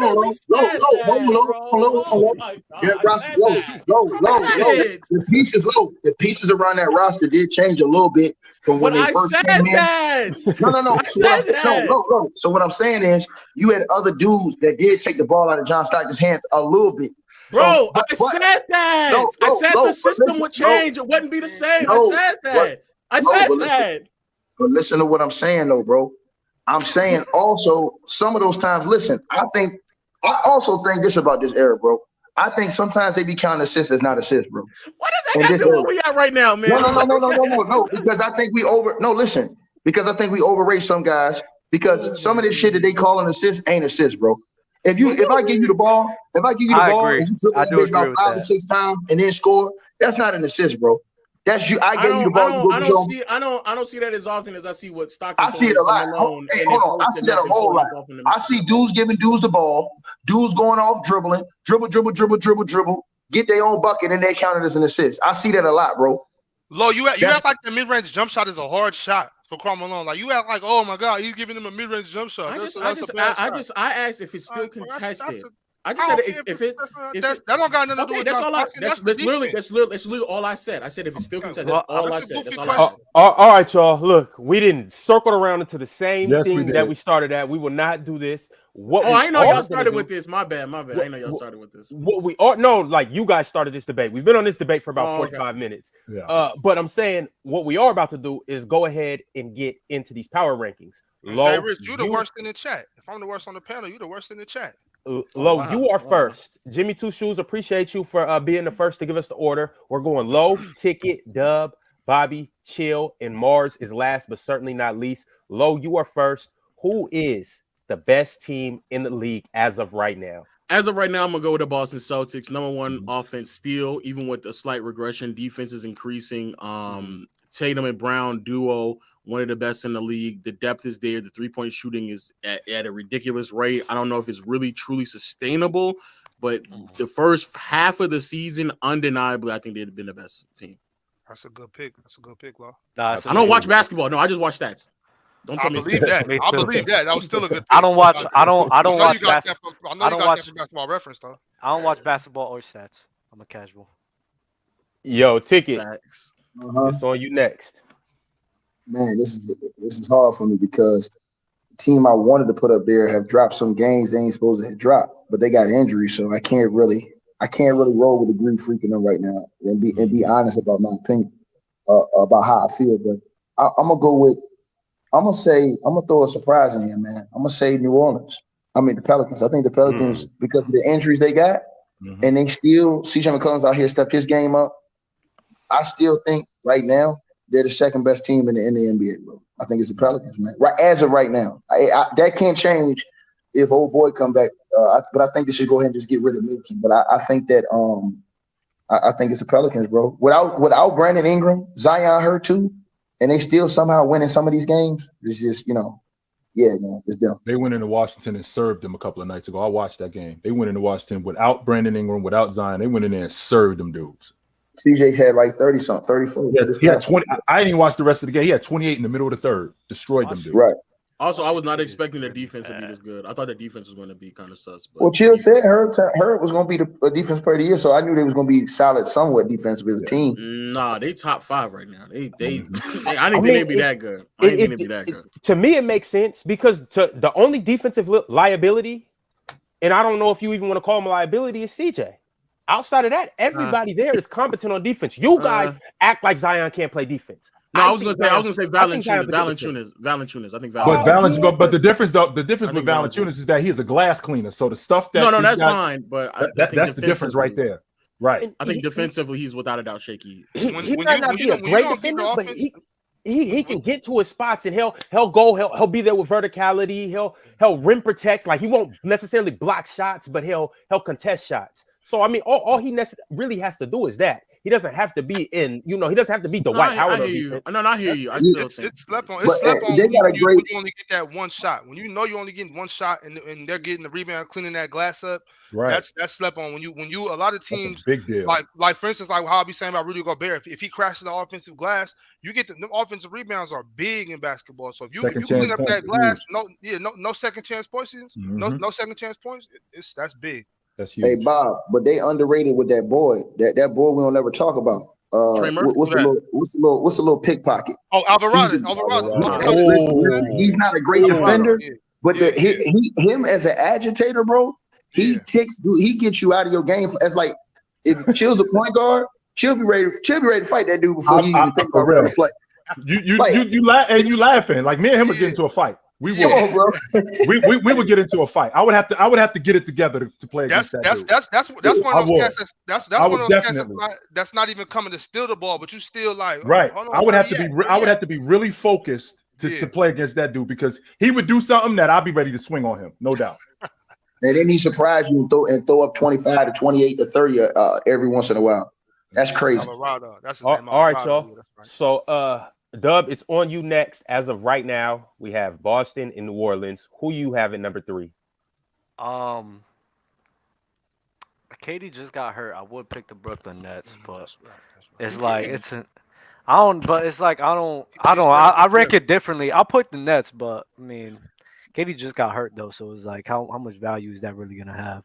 It's about what's already happened, not what you predict is going to happen in the next 10 games. That's the way I predict it, honestly, Lo. I'm not. Wait. I hate mid-season rankings. I need clarification, Ron. I need clarification because Lo just said we're talking about what already happened. I thought power rankings was based on who's the most, the best team right now going forward. Right. That's why. That's how y'all ranking it as? Yeah, this is mid-season rankings. I mean, never mind, Dub. If you want to change it to Brooklyn, because in the next couple of games, I definitely see them dropping. So if you want to change it, I'll leave it. Why not? So what you going with the Nets? Go with the Nets. I still think they're one of the best teams in the league. Even without KD? Well, I don't know. We'll have to see. I hope to God. This is what I hope that happens. The same thing that happened last year doesn't happen again. Because let's not forget, KD was having MVP chance. KD was having top 3, top 5 player in the league. Mm-hmm. And then he gets hurt. And then everybody forgot about how good at basketball he is. Mm-hmm. KD gets hurt right now. He's out for a month. Hopefully that the Nets could be able to sustain that and KD comes back healthy. But I just hope that doesn't happen again. Dub, that's not going to happen. Everybody, we all know who KD is. It ain't news of who KD is. I thought that last year. I thought that last year. That's not going to happen. I lie to you not. Everybody put everybody switched else up on me, trying Ron. to take this guy Put out everybody the else on me, top. Ron. I was saying, hey, take Ticket. Let him know who he was in the playoffs. Let him know Ticket. Let him know. Let him know Ticket. Yeah, man. Hey, Ron, put everybody else on me too, Ron. Yeah, stop playing. Everybody's Ron. muted right now. Ron, you get nasty. Ron, you get real. Ron, I can. You get real nasty at night. I can tell, dog. You nasty. Everybody's muted. Everybody's muted. Go ahead. Nasty, bro. No, I'm just telling Doug. I said, Doug, you sit up here all this time and praise KD, and then the man just asked you. He said, without KD, bro, the way you praise KD, they shouldn't have a chance without KD, bro. So I mean, you just all them arguments you've made over these years, the last year I've seen you on here, bro, is nullified now because you just said that you think that they can stay up in the power rankings without Kevin Durant. That means he ain't as great. I don't know. I said I don't know. No, but you said no. He asked you specifically. Said I don't know. No, you said I'm hoping so. You said, yes, but I'm gonna keep him there. Right, but you said no. But you said you're gonna keep him there. That means I don't believe in it like that. So why you keeping him there? Then? So why you keeping him there? What you mean? It's a power rankings right now. What are you talking about? Down there. What you mean stripping their ass down? I'm keeping them right there. I said I'm hoping. You're proving my point. I just want to expose him, Ron. I just want to expose him, Ron. Go ahead, Ron. He didn't expose nothing. He proving my point. Dub, who you got? No, I ain't proving your point. Put the Nets. Nets? Put the Nets right there, bro. Shout out to the Nets, man. They went from 10-11. They had a record of 10-11, and now they're 27-13, I believe. Crazy run they just went on, bro. This outrageous run. I'm with you on that, Lo. Shout out the Nets for sure. How you with me? I don't watch basketball. I don't play it. I'm with you. I am with you because look, even a broke clock is right twice a day. Oh, that's my 2 times. So I'm gonna be wrong for the rest of the day. You're done. I'm done, man. I'm done. Basketball reference. Hey, no action. Put a fork in me, man. I'm done. Yo, just accept the love, Lo. I can show some love too. I can talk shit and show love at the same time. Yeah, y'all niggas are sensitive. I'm trolling. Calm down. Yo, Bob, it's on you. Oh well, you already know where I'm going. No way, Bob. Hey, no way, Biz. No. Okay. I thought you said. I was like, no. Do not. This isn't too bad. Hey, man.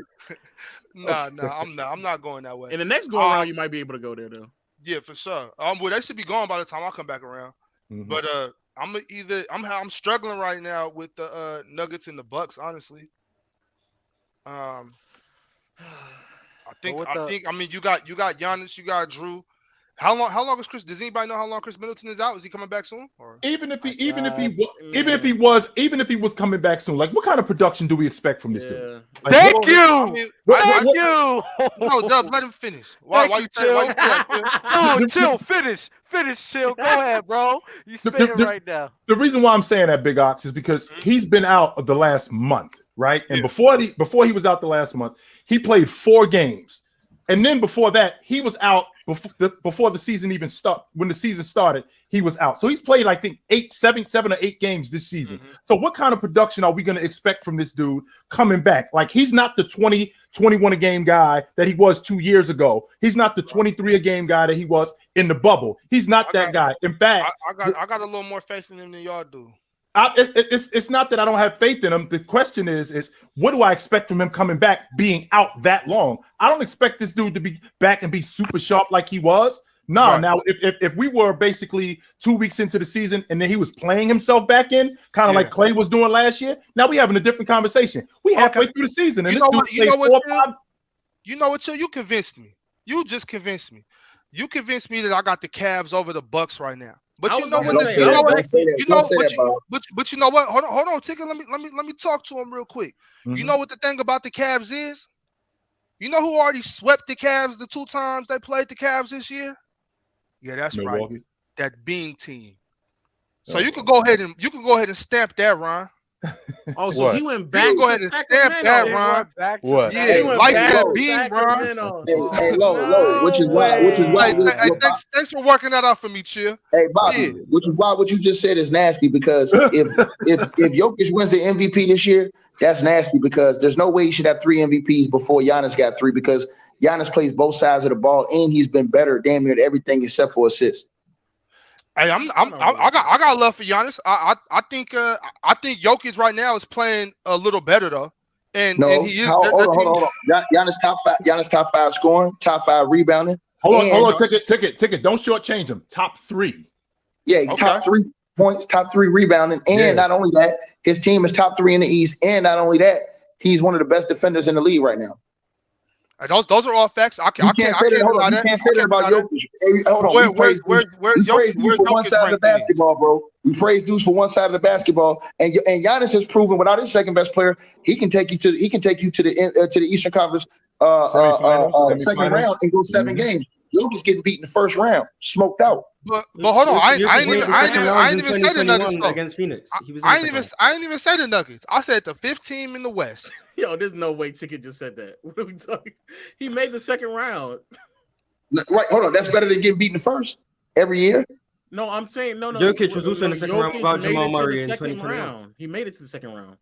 No, I'm talking about the last 2 years he won the MVP. He got smoked in the first round, right? And 2021, he made it to the second round. They lost to Phoenix. He went to the second round. So the thing you criticized him for, but they still made the second round. The thing you criticized him for, he made it to the second round.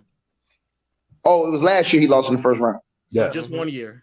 That's okay. Well, Giannis did more than. Giannis has been missing Khris Middleton 1 time. He's been missing him for most of the season. So we're not in the playoffs, so we don't know if he's made the second round this year. The Kings dangerous. No, don't nobody really want to play the Kings. We dangerous like that for real. I'm trying to keep my cool up here, but Bob wild as hell with the Sacramento Kings at number 5. We got a top 7 PG and a top 7 center, so we got action. No. Top 3 center. We're not gonna do that. I'm talking. Go ahead, Ron. Talk that talk, Ron. Look, check this out. Ron, hey, Ron, before you go any further, I'm not gonna cut you off. Low, why your face like that? He leads the league in rebounding. He leads the league in double doubles. Why your face like he a 20 and 10 guy? Look at basketball reference. Why your face like that, Low? He's not a 20-10 guy. But the reason why my face was like that because I just realized they were like bottom 5 in defense. I thought they were a little higher than that. It had nothing to do with what we're talking about. Look, and nothing to do with Sabonis. If you check basketball reference, you'll see we got the number 3 big man in the NBA. I'm sorry, Ron, to cut you off. Keep going, Ron. Nothing to do with Sabonis. That had something to do with the defense. Hey, but y'all got a former coach of the year, Bullethead Mike Brown, so y'all be all right. He gonna get it again this year too. Bullethead.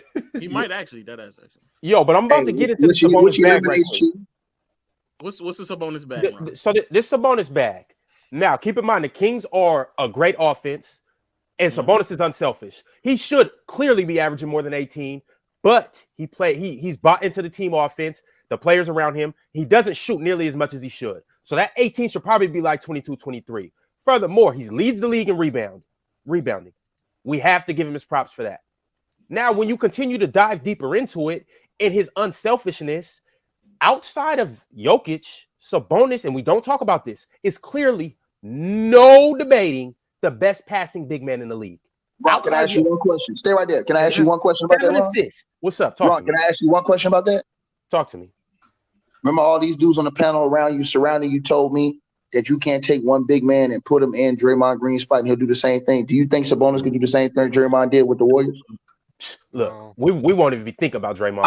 I'm asking you. Do you think offensively, Sabonis? Because you just offensively, right? Offensively, no, yeah. Take away. I'm asking him. Hold on. Once again, let me say this, Ron. Do you think that Sabonis could fill in for Draymond Green with his abilities and do and succeed with the Golden State Warriors? No doubt about it. Yes, they do. That defensively, they do. I'm saying as a whole, just win a chip. I mean, win a chip.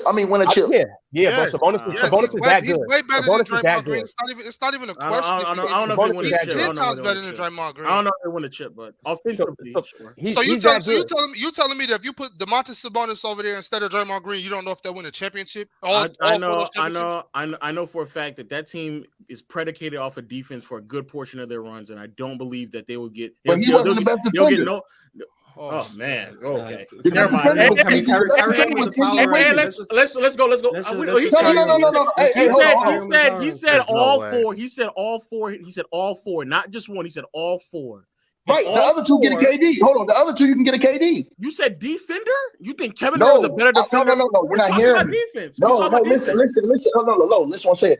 The two KD was there for They was winning that. Nigga, they could put you on there for Draymond. They winning that championship with KD. Steph and Clay. That's hold on. Time out. For those two. Then for the other two, the first one, Iggy was the best defender on the team, not Draymond. And for the last, hold on. For this last one, Wiggins was the best defender, not Draymond. That's a fact. That was a lie. The Iguodala thing was a lie. You lied. That wasn't no lie. That wasn't no lie. Boy, Draymond Green anchoring that defense the way that he did. Credit from Sabonis, Ron. These boys nasty. No, it's not credit from No, we Sabonis. just said Demontis was better at Draymond.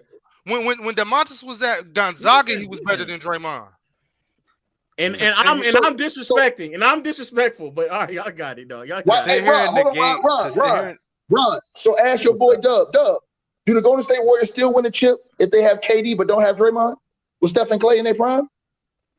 I don't. In 2017, they win. Oh no! I'm asking you. No, I'm asking you. I'm telling you. Ron, I got his ass. Ron, I got his ass. Ron, you got his ass. Ron, you better put this on the short. You better put this on the short, Ron. You better put this on the short. Dub, I'm gonna ask you one time right now. Could KD now look? Chill, low. This man talking about how great KD is. If you put KD with Steph, Clay, Iggy, can they win a chip without Draymond Green? Yes or no? I said in 2017 they possibly could win. I asked you to put them together. Can I finish? I'm answering your question. In 2018, I don't think they will win that. Mainly because the Houston Rockets went to Game 7 with them. And like the point I told to Bobby before, I said if you take any main piece to a championship caliber team off of the team, I highly doubt that they will win a chip. Sabonis, as great as he is offensively, he does not replace the defensive value that Draymond Green brings. On top of the Warriors being one of the best offenses in the league, they were one of the best defenses in the league as well because of Draymond Green. Duh. So all you saying is KD ain't as great as you say he is. Because if you put KD, hold on, Dub. If you put KD with Steph, Clay, Iggy, and the rest of that squad they had, and he can't win a chip with those guys, he ain't what you say he is. Because guess what, Dub? Guess what, Dub? Hold on, Dub. Watch this, Dub. Because I can flip it and tell you this. I put anything that if you put LeBron there with Steph, Clay, Iggy, I guarantee you they win a chip. LeBron's better. You put LeBron Giannis is better. So he's better than KD, right? I don't hold KD to that standard. Well, hold on, Dub. If you put Giannis there, he wins the chip. Dub, where you go? Giannis? In 2018. If you put Giannis there with them, he wins the chip. Yes. But if KD ain't what you say he is, period. I'm not sure. Bro? You talking about Giannis in 2018? No, they don't. Giannis in 2018? No, they don't. And real quick, not Giannis in 2018. Just to back my pick, a lot of people are saying that the Cavs should have been up there, but we swept the Cavs already this season, so we're obviously better than them, right? I mean, we beat them twice. It's not necessarily the Cavs, though. Are you guys better than the Bucks? Are you better than the Nuggets? Are you better than I'm talking about Sixers? The chat. I'm talking about the chat because the chat was like, "Oh, you put the Kings over the Cavs." Well, we beat their ass 2 times, so yeah. Super chat from William Lucas. He said, "Ticket Pinky, Dub is Craig." Laughing my ass off. All right, y'all. Chill. It's on you next. Who are you taking? I still think that the Milwaukee Bucks can win the NBA championship if Middleton could just be solid. I don't think that he's going to be great, but as of right now, I think it's Denver. Denver's the fifth best team in the league right now. I think Joker's playing at an MVP level. I think Bones is one of the best rotation players in the game. I think one of the main reasons why they are where they are is because not only Bones being one of the best rotation players that they have, Aaron Gordon has basically been playing great off of Jokic, and the fact that MPJ has been in and out of the lineup, that hasn't hampered them nearly as much because Murray has basically gotten his legs back up under him, and he's been playing great. I think that the Denver Nuggets are a top 5 team in the NBA right now. Absolutely. We got Denver at 5. Marz is on you for the 6th ranked team in the league. Milwaukee. Mm-hmm. Great pick, Marz. Mm-hmm. I'm surprised you didn't pick Milwaukee. I'm just going off of what I see right now. And if the season ended today, I think that Denver is a top 5 seed. I don't think Milwaukee is a top 5 seed. I think that they will get some favorable matchups in the playoffs. But I think as of right now, if the season ended today, I think Denver's a top 5 team in the NBA. Okay, gotcha. All right, Lo, it's back on you for 7. It's pretty simple. It's got 2 settings where you find. I got you. All right, y'all. I'm back. All right. It's on you for 7. Who you got? Can I see the list real quick? All right. Yeah. Milwaukee. I'm gonna go Cleveland. Mm-hmm. Cleveland. D. Mitch playing like a top 10 player right now, in my opinion. Great defense on the interior. I think they're one trade away, especially removing Coro in, bringing somebody in the small forward position. Shout out to Jay Crowder because I think he should be the one who replaces him. And I think that would really put them over the top. Mm-hmm. Also, if they can get somebody who can score in the front court, that would help them coming off the bench as well. Mm-hmm. But I like that. I like Cleveland next. Okay, cool. No, I said it since the beginning of the year. I don't care. You have been hollering that, Dub. You've been having that. You have been talking that D Mitch for league MVP logic, and I'm sure when he went for 71, that just basically turned the volume up for you. Hey, I mean, I know he's not going to win it, but a man could dream, right? Why not? All right, Ticket. It's on you next. I'm going with that. Y'all gonna kill me for this. Well, I think right now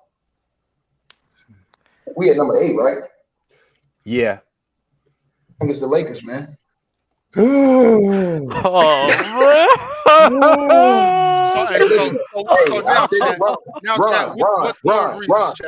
I say this wrong. Here's why I say this. Since the first 15 games of the season, the Lakers have been one of the best teams in the NBA. They've been a top 5 team in the league. So since they had to complete, like if the Lakers just started off 500, they'd be a top 3 seed in the West right now. We'd be having a completely different conversation about that. They're not though. No. But I'm saying they have climbed up in the power rankings if you looked online because of the way they have been playing all the way up until LeBron missed the game last night. So really they've been 17-9, 17 and something like that. So since when? Since the first 15? Since the first 15? Let me see this. Hold on. Right, hold on. They were 5 and 10. Hold on. So AD has missed 13 games, right, and then LeBron James has missed 7 or 8 games. And so I add that in the games that they've played along with the games that the Lakers. And then, like I said, I've watched the Lakers when they played against the best teams. They haven't been getting the hell beat out of them. They've been right there. It was right there with Philly when the AD was acting like he was on his period. They went to OT and almost beat them.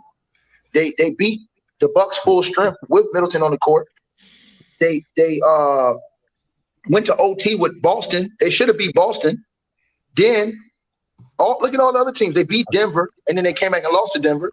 I think last night they won. I think before last night they won 5 of their last 6. Yeah, they won. Yeah, hey, listen. It's not crazy to say that because I just think the way they've been playing since that poor start, they've been playing like one of the better teams in the league. Just so you know, one of the weakest schedules as well. And just so you know, hold on. No, that's not true. That is what I just told you is a fact. They've had one of the weakest schedules within that time frame that you're talking about. I'm not. And just they won 14 and 12. They played the Bucks. They played the Bucks. They played Philly. They played Boston. They played Denver. They play all the top teams. That's 4 they teams Denver twice. That's 4 teams out of a what? No, I'm saying no. Hold on. Come on. They played Denver twice. They played Brooklyn. They played Philly. They played the Celtics. They played the Bucks. So they played, like I said.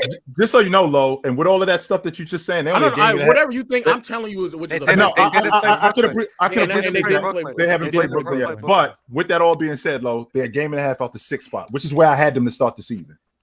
Which is fine, but his argument is solely based off of removing the first 15 games that he. No, I'm saying right now. No, from the way they're playing now. I know, but you said since the 15 games. I got a perfect example. Lo, a week ago, where did you have the strippers? Not too far from where they are right now. No. I'm saying, no, hold on. Before they went on a 6-game losing streak, where did y'all have the strippers? Y'all had them way higher than you have them right now, right? No, I did not. I had them in the same situation I had them. Hold on, but the strippers, I had them at 4. before the Right. season. So, but where you got them at now? He said Since they before lost the 6 straight. season began. He said before the season no, began. I didn't say before. Okay, no. No, Right, I'm before the saying season that's what Chill Sam said. Right. So no, I'm saying, but I'm talking about before they went on the 6-game losing streak. 2 weeks ago, where did you have them ranked? In roughly the same spot I have him now. I'm not making massive changes based off of losing and winning. So a streaks. 6-game, hold on. So a team that lose 6 games, you ain't making no massive change. What the No, hell is wrong with you, man? Because in 3 of those games, Paul George missed 2 of them, and he also That's the only played problem. like. Okay, but that's not going to change my adjustments when they were playing before that 6-game losing streak. Paul George was playing. I'm not going to sit here and just say, "Oh, well, their best or second best player wasn't playing." That's my point for the Lakers. I'm going to make massive changes. That's my point for the Lakers. The Lakers have guys in and out too. LeBron and AD have been in and out. They had Lonnie Walker and Austin Reeves been in and out. You keep talking, but they still have one of the better records in the NBA since that poor start, which means they go up in the power rankings. What'd you say, Dub? What was the record? 14-12. They've been 14-12. That's not true. 5 and 10. Yes, it is. They went Since 5 the and first 10. 15 games? Their 15 Hold on, what's their games. record right now? I'm Hold gonna on, tell what's you. their record right now? I literally did the math. They were 5 and 10. They're 19 and 22 right now. If we do the math, that record is 14 and 12. So try again. Hold on. That's no, because what's the Celtics record in the last 20 games? What does that have to do? What the fuck? No, I'm giving you time out. I'm giving you the teams y'all praising. They've been taking a lot of L's. Hold on. No, I'm not making an argument. I'm not making an argument since the first 15. Low. They put the Celtics number 1 on this list. The Celtics lost to the Magic twice back to back. The Celtics also lost to Sacramento. I think they also lost to the strippers. They also lost. The Celtics been taking all kind of L's, bro. The Celtics just got the hell beat out of them. They just got beat by like 30 something. Who they just got beat by 30 by? I got to. Oklahoma they got beat City. by 30 by Oklahoma City. Right? Without Shea. Without Shea. They're 7-5. They're 7-5. Without Shea. But without Shea. They're 7-5 in their last 12 games. No, I said the last 20 games. What's their record last 20 games to the start of the season? Yeah. So they fell off because they started off like 20 and 3. Even with them falling off, they're still 12 and 20 and 29 and 12, bro. I don't know why you're excluding parts of the season as if that doesn't encompass the entire year. Low. I'm saying this low. Right. So they got 10 losses the same way the Lakers got them 10 losses. They're 12 and 8. They're 12 and 8. Okay. So right. Let's try it again. Hold on. Hold on. So they're right there with the Lakers in the last 20 games. The Lakers and them got right around the same record, but y'all killing the Lakers for playing better. But y'all still got Boston number 1, and they've been taking all these losses recently. I just want to know why you keep calling the Clippers the strippers. Because they stay getting stripped down. You seen what happened? All right, y'all. Let's jump back in these power rankings. Yo, Dub, it's actually on you next. Before you go, I got a couple super chats that I do want to get around to and read. The first one is from none other than the GOAT super chatter, Aramis Jones. He said, "How many years do you believe Paul George will play? And will his remaining years be playing with Kawhi? Also, when it's all said and done, do you believe there will be a dynasty after the Warriors dynasty? If so, who?" Let's start with the first question. How many years do you guys believe Paul George will play? Well, he's 32 now, right? He's 32 now, and he's been breaking down the last couple of years. I don't think him and Leonard are going to be together that much longer, but I think Paul George could play another 3-4 more years. He'll play as long as Joe Ingles allows him to. That's wild. No, that's crazy. I'll give him 4. But I don't think him and Kawhi, they're not.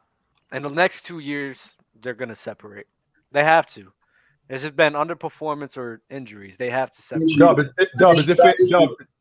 Dub, is it fair to say that George and Leonard are, Tatum and Brown are what George and Leonard should have been?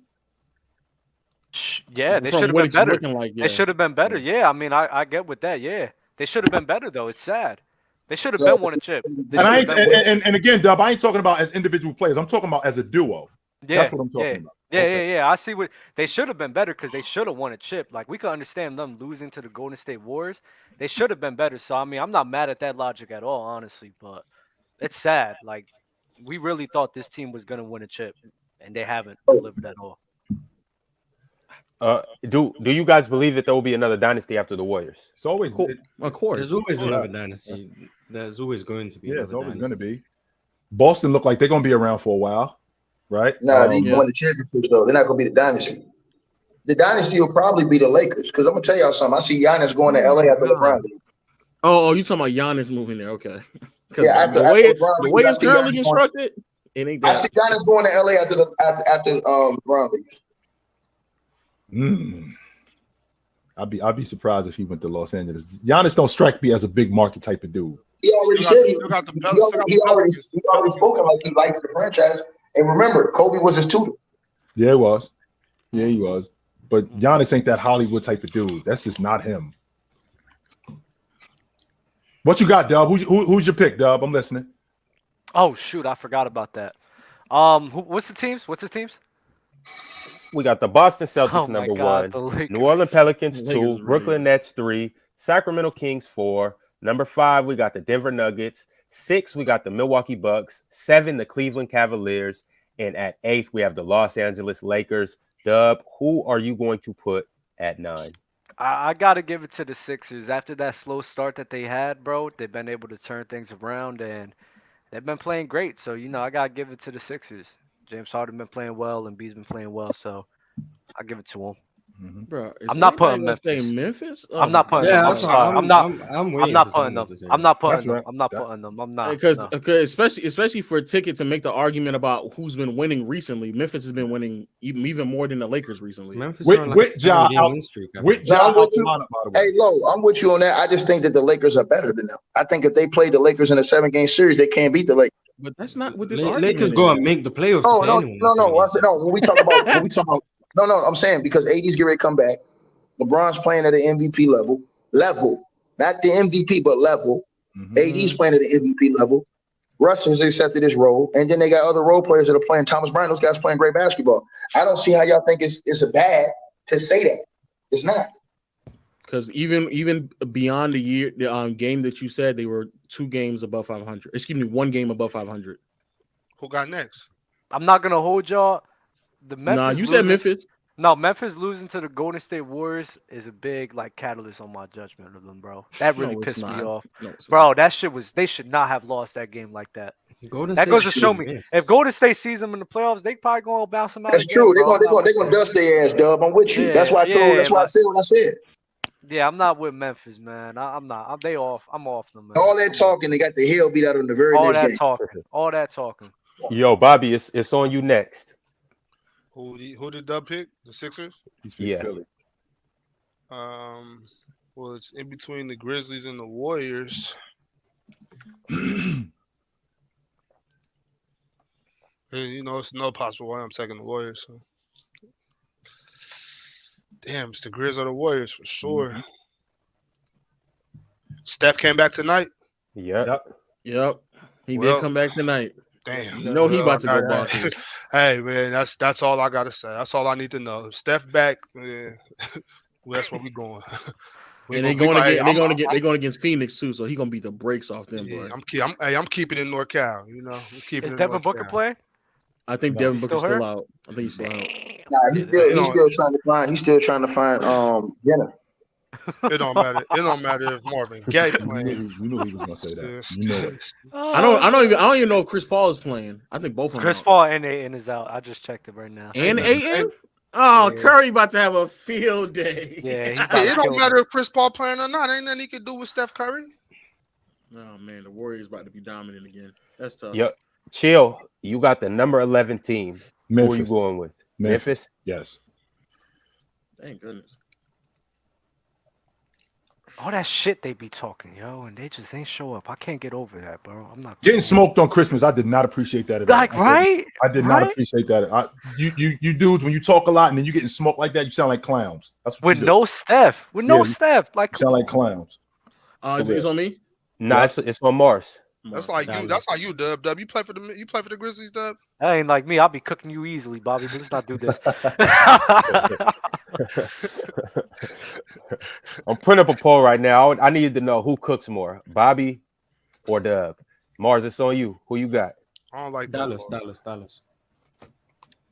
12.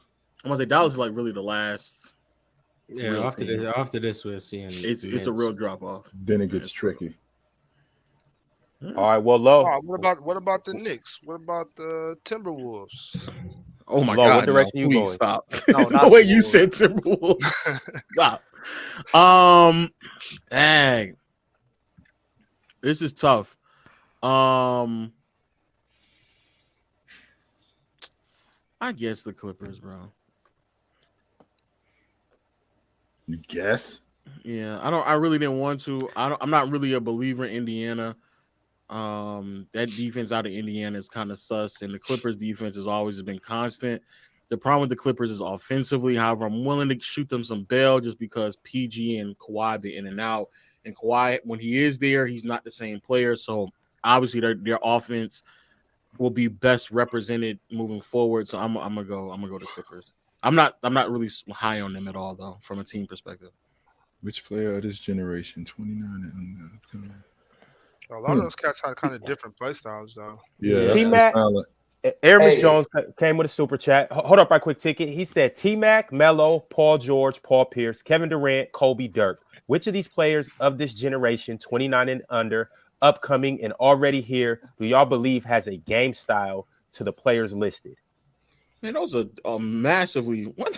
Yeah, these are all drastically different players. T-Mac and Kevin Durant aren't the same. That guy is. I don't think none of them are really that much close to one another. Dirk ain't the same as Tracy McGrady. Melo ain't the same as Paul George. No, I see his point a little bit. I think he's talking about like volume scores. I think that's what he means. Like, so if we talking about bucket getters, I mean, it's plenty of dudes who are bucket getters. Jayson Tatum is a bucket getter. Tatum, man. Right? Jayson Tatum is a bucket getter, right?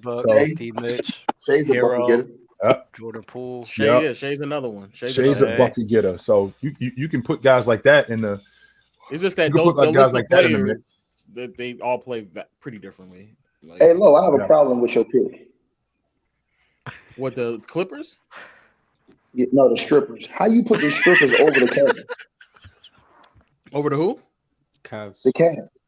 The Cavs already up there. The Cavs already up there. I've been there. Hold on, put the list up there, Ron. Yeah, they up there. Number 7. Oh, okay, my bad. I'm about to say. They've been up Well, how you put the strippers? I wouldn't even put the strippers over the Portland Trailblazers, bro. They not. Hey, well, Ticket, it's on you. Oh yeah, they are. They are over. No, I wouldn't put them over Portland though. It's a half game. They're right near each other. Yeah, I'm going. I'm gonna reward those cats because I like what Dame Dollar and them is trying to do over there. They need a big piece. But go ahead and put Portland up there. They trying it all right. They definitely trying. Hold on, you don't think they're a piece away from like being contenders? The problem that Portland got is that they mask their scoring. They masked the biggest hole that they got. They don't have no rim protection. I'm about to say that. That's literally what I was about to say. That's their problem. They have no rim protection whatsoever, and they try to mask it with gang rebounding, which works in some sense, which works in a lot of instances. Ticket, but the problem is that when you run up against bigger crews, when you run up against bigger teams, they struggle a lot. So when they play against Utah exposes that. Right? Here's the one thing. The Clippers exposed that. So the one thing about that is I seen them go to the Western Conference without that though. The Western Conference Finals. You saw them go to the well. That was because Damian Lillard was playing at an all-time level, right? I think he is right now. He had one series, and then after that, he was good against OKC. Against Denver, I'm saying, hold on. He did go to the West Finals without a rim protector, and he is playing at an all-time level right now. Also, that team was a solid rebounding team. Listen. Ron, this is how much love I got for Dame. And y'all can have this argument a different day. No, I think that if you put Dame with the Warriors and Steph plays, I think Dame can get 2 chips with that team. Not 4, but 2. Can we please? Yeah, move with forward? KD. Yeah, with KD. No. Right. No. So what I'm saying to you is this. What I'm saying to you is that because if you put Steph on Dame's team, Steph has 0. Hey, Ticket, no one's argued that the Warriors team is better than Portland. No, I actually no. Hey, hold on, no, Lo, don't say nothing, Lo. Just take that L right there. If y'all talk about how great Curry is, Marz, you open your little beefcake suckers. Now you're gonna get this real good.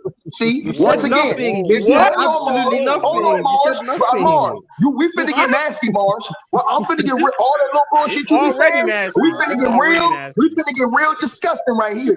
If you put Steph Curry on the same teams Dame Dollar had, he would have 0 championships. No one argues. No You one's just say arguing stuff that. louder and louder, and no one argues. We don't care. arguing that. No one cares. I just want to ask you, No Marz. one. I don't want to argue, Marz. I don't want to argue with you. I just want to ask you one question. How many rings would Steph Curry have? If he played his whole career? Zero. I agree with you. Zero. Move on. We don't care. We don't care. Put that in your pipe. I never said anything about him. I never said anything about him. I do not care. You're just saying stuff and you're just saying it loudly. No one cares. Zero. No one cares. No one cares. Yeah, okay, so don't stick out your chest when I said Dame Dollar could have got 2 chips with the Warriors, sucker. I said yes, with KD, he gets it done. I agree with you. Once again, no one's arguing with you. You're just arguing with yourself. You're just arguing with yourself. No one cares. Okay. Yeah, look up the numbers, sucker. For no reason. Just be quiet. Bobby said. No one has basketball reference. No one cares what you're saying. No one cares what you are saying. Dame got the same numbers as Steph Curry. Period. No one is arguing with you. Why are you still talking about it? You're just saying the same thing and repeating it when no one's disagreeing. No one is disagreeing with you. Yeah, no one is disagreeing with you. You just want to talk for no reason. Keep agreeing with me then. You just want to talk. Like, just be quiet. I want you to make sure everybody understands you agree with me, sucker. Go ahead, Ron. Also, Dame's numbers are not the same, but you got it. Yo, all right. Next, it's on you, right, Dub? It's on Dub. Ticket just picked the Portland Trailblazers at 14. Dub, you have the 15th pick. What direction are you going? Damn, you just picked the Blazers. You're getting a little disrespectful. You don't pick wait. Y'all picked the Clippers, right? Yeah, Clippers already off there. Okay, but there is a team that should be picked at this point. Maverick. Golden State is at 10. Yep. Phoenix. There we go. It'll be Phoenix, right? Yeah. Because even though at this point they're injured and they're not healthy, but moving forward they will eventually get healthy. Yeah. When they get Devin Booker back, they'll be straight. Sure. I thought power ranking meant like right now. I feel you though. Like I'm not mad at that Phoenix pick. I said that earlier. What in the hell? I said what you said earlier. I said that earlier, bro. I said that earlier. I said, does it mean now or moving forward? I asked that question. No. Who's the next team, Ron? Like Bobby said, who's the next team, Ron? Like Bobby said, who's the next team? I got the. I'll take the. Damn, I'm gonna take the Knicks. Yeah. I hate the Knicks. I'm not even gonna lie. I don't know why. I just don't like it. It's Julius Randle. It has to be. I hate his game. I hate watching him play. I hate just watching the Knicks in general. Oh my god! Yeah, keep them in that little font. No one. Yeah, leave them right there, keep them please. like that. No, I don't want to see that. Thank you. Yo, New York. I don't even want to do y'all like that, but when Marz says go, so keep them like hey, Lo, I need a one-on-one session with you, sucker. Just carry on with the power. Hey, Lo, you just pull up on TICKETtv versus the world one day, and I'm gonna cook your ass for that dumb shit you just said about because you try to be disrespectful for Dame, but you disagree with him that Steph Curry would have 0 rings if he was in the same position as Dame. Ticket. Just say okay and move on. Just say okay and move on, please. Okay, my bad. Yeah. Understudy. If we all agree on the same thing, I don't want to. Go ahead, Ron. I know. I just want to make sure that everybody in the crowd know that these boys agree with me. So don't y'all say Ticket real quick. That 15 team that won the NBA championship with the Warriors. If you take Steph off that crew and put Dame on it, do they win it? How much is Dollar averaging that year? The same as Steph, right? No. Please stop. Now what I also want you to do, Ticket, I want you to fast forward. I think, hold on. I'm listening. Chill. I think the only reason why I say that, I think that Dollar got some of the same intangible Steph got. I think Dollar is more clutch than Steph is. I think Steph is proven in certain situations, but he's also came up short in a lot of situations. Right. We've seen Dollar be more clutch than Steph is.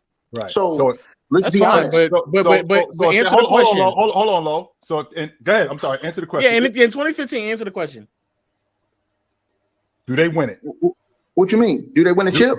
Do it take Steph off that crew and put Dame on that crew? Do they win the NBA championship? Y'all gonna make bro? You talking about the year they lost? No, No, the year they won. They won in 2015. The year that Steph why was. you ain't picked the Heat yet? No, under them circumstances, yes, because I think he had better teammates. Now, he had CJ McCollum the whole time in Portland. Right. You gonna win a championship with CJ?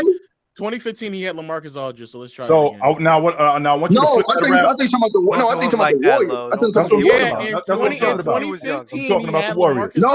No. I'm still saying that I take the Warriors teammates over his. No, we're talking about in 2015, the 2015 version of Dame. Put him on the 2015 Warriors. He win that. Do they win the NBA championship? Oh no, not the 20. No, because I thought that Marcus was still the guy at that time. Now, let me ask you this question, Ticket. I want you to fast forward to 19 when the Trailblazers went to the Western Conference Championship. Take Dame off that crew and put Steph on there. You think they get to the finals? No, I don't. I said I don't think they win the chip. No, but he asked you. Do they get to the finals? Listen. No, I don't, because I think that the Warriors were all around better team than them. I just think the Warriors is a better team. All right. If you put Steph I still agree. I agree with what he's saying. I just think that Steph would not have gotten swept, but I agree with what he's saying. I agree with you on that. I agree with you on that, Lo. Steph would not have got swept. But we also got to look at. Y'all hear him, right? He agreed with me. Y'all hear him, right? Low. But we take away from Dollar, though. We take away from a lot of stuff he's done because of the team he's played with, bro. That's all I'm saying. I don't. Everybody puts it into context. No, I don't. Who next, though? Who next? Please. It's on you, Chill. Oh, Indiana. They got the leading assist guy in the league. They've been playing really well. I'm digging Indiana. It's fire. Shout out to Tyrese, man. For sure, shout out Tyrese. Don't get me started on Tyrese. Yeah, Miami need to turn things around, man. Mm-hmm. Yo, Marz, it is on you.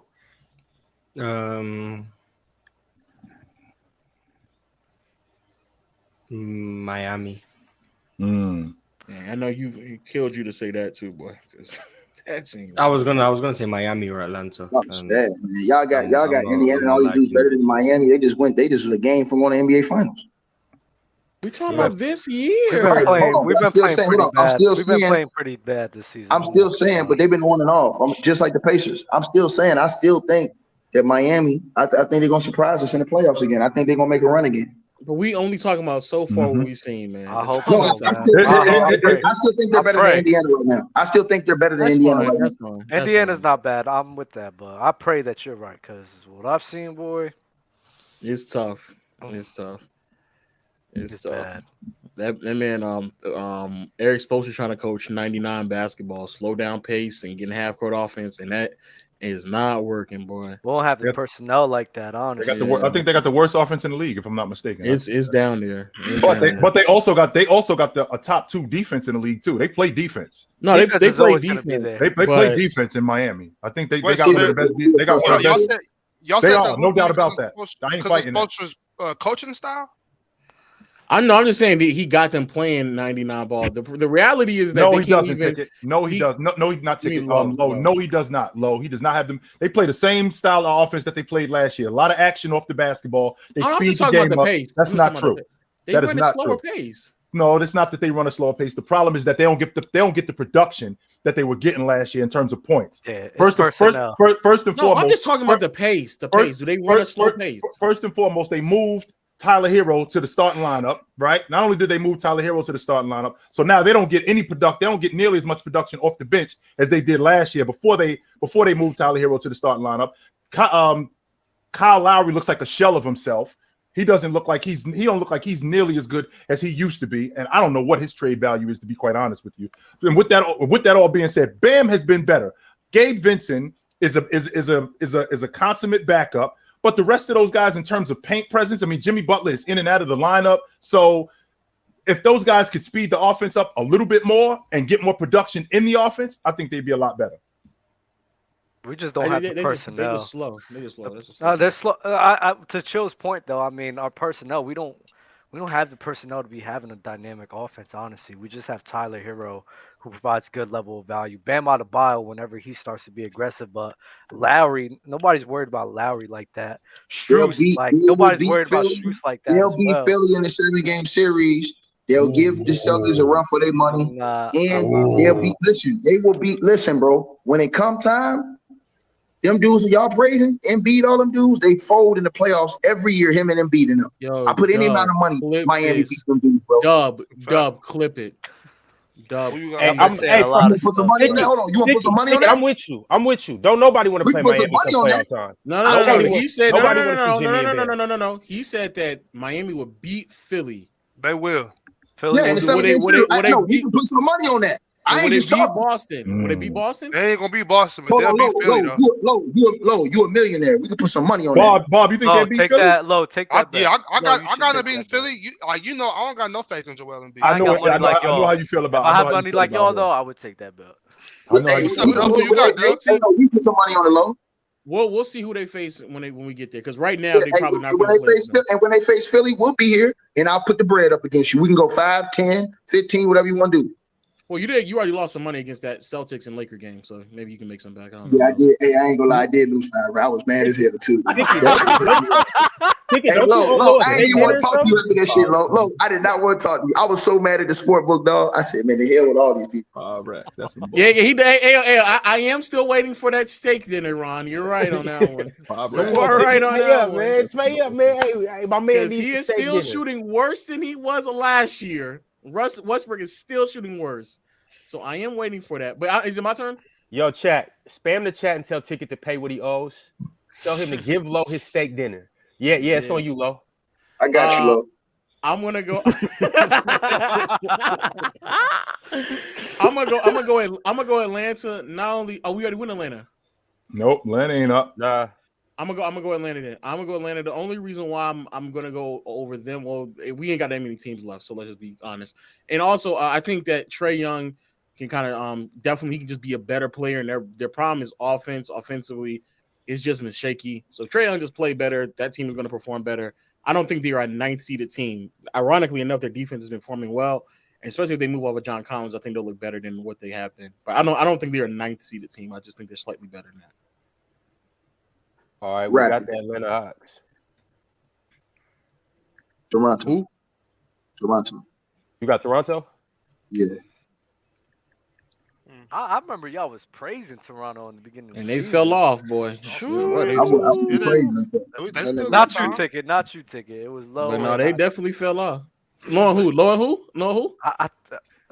You know who it is. Hey, y'all know Ron, y'all know the worst thing is y'all team that y'all was talking all that shit about ain't even on the board yet. The T-Wolves are trash. Yeah, the T-Wolves are trash. I'm just waiting for my turn because I'm definitely picking the T-Wolves. I would have. They could have won another round without me picking them. I got faith. That team right there is crazy. Shit's sad. Doug, it's on you, Doug. These are the top 20 right now. Top 20. You got the Raptors. You got the Knicks. Yeah, I'm not picking Minnesota. The T-Wolves are the 9 seed. Hawks. Things could go right. Hawks are gone. 19. Hawks are gone? Yeah, oh my god. I'm not picking Minnesota. Yet. Give me the Utah. Oh, Chicago? Oh yeah. No, nigga, don't. Nah, I'm picking Utah. Yeah, that's a good pick. Yeah, I'm picking Utah. Excuse me. I still believe in them. It's on you, Bob. Give me the Rockets. Jesus Christ. Don't lie. Chill. I'm gonna take the T-Wolves though for real. I was say put the Rockets over the Wolves. I want the T-Wolves though for sure. That was nasty. Oh my god. Oh, the Bulls. All right, chill. You Bulls. What's up, Luck? Yeah, the Bulls. I was gonna figure out how long we gonna go for before Chicago. I actually would have won another team. I would have won one more team. Bulls. We picking DeMar DeRozan. Boy, that team out there is a mess, boy. That's the if I was a general manager, that would be the worst team I would ever want to be a part of, boy. They had so much promise last year. It's a shame, man. That team. Alonzo Ball, man. He was the reason why that's the reson why they are where they are right now because he got hurt. Yes, it is. That's true. That's true. That's true. Part of it. He was a big factor to that team. Hey, if that's the case, then I guess Lonzo MVP, man. No, it's not about him being MVP, though. No, we're not doing that. That's as y'all would say, that's nasty. No, we're not doing that. He said he put other dudes in it. He put other dudes in their right. Hey, Lo, he put other dudes in their right position. He put Caruso in his right position. I'm not other saying dudes. he's not good, but it is other reasons. No. I'm saying he put dudes in their right positions. Other dudes having to compensate for the positions they ain't supposed to be playing. I get that, but he's not the reason why. But he's one. They played a lot better with him though. Same team. The defense is the main reason why they needed Lonzo Ball. They dropped off dramatically after Lonzo Ball was gone. Garbage. Yeah, they wasn't utilizing the way I thought they would utilize Lonzo on that Chicago Bulls team on the offensive end, which is weird. But defensive wise, he was very crucial for that team. And Andre Drummond, he didn't turn out to be what I thought. I thought he was going to be a lot better on that That's unit. a fact. That's a fact. Andre Drummond's been trash for a few years. I keep telling y'all that, man. But hey, I don't watch basketball though. I don't watch basketball. I thought he was going to be a lot better. I don't play basketball. I just look at the box score. Andre Drummond is on his DeAndre Jordan. My bad. Having Drummond and Vucevic is nasty. Well, the reason why it was a good idea because I thought Drummond was the dirty work guy. He was going to be the glass cleaner. Now you can move Vooch over to the 4, and now Vooch could be your buckets, and now Vooch could be the guy that you don't have. Chill. If you would have looked at the box score, OG, you would have figured out that he wasn't going to work. What happened? Their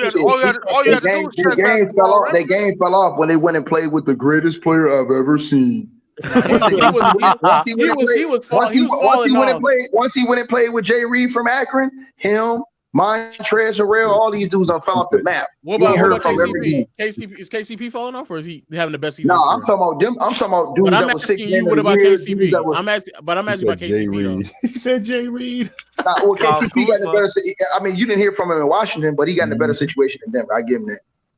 And Kyle Kuzma sucked too in Washington. Yeah, Kuz balled when he got away from him. Though they said he sucked with him, but he balled when he got away. Yeah. Julius Randle is garbage. With LeBron, B.I. got way worse after LeBron. He's got way worse. No. Not Julius Randle. Not Julius Randle. He came to Y'all mixing up what I'm saying. Y'all mixing up what I'm saying. I'm saying them dudes' game fell off when they played with Jay Reed. Because all them dudes y'all talking about, they say was underachieving. Brandon Ingram, Kuzma, Lonzo.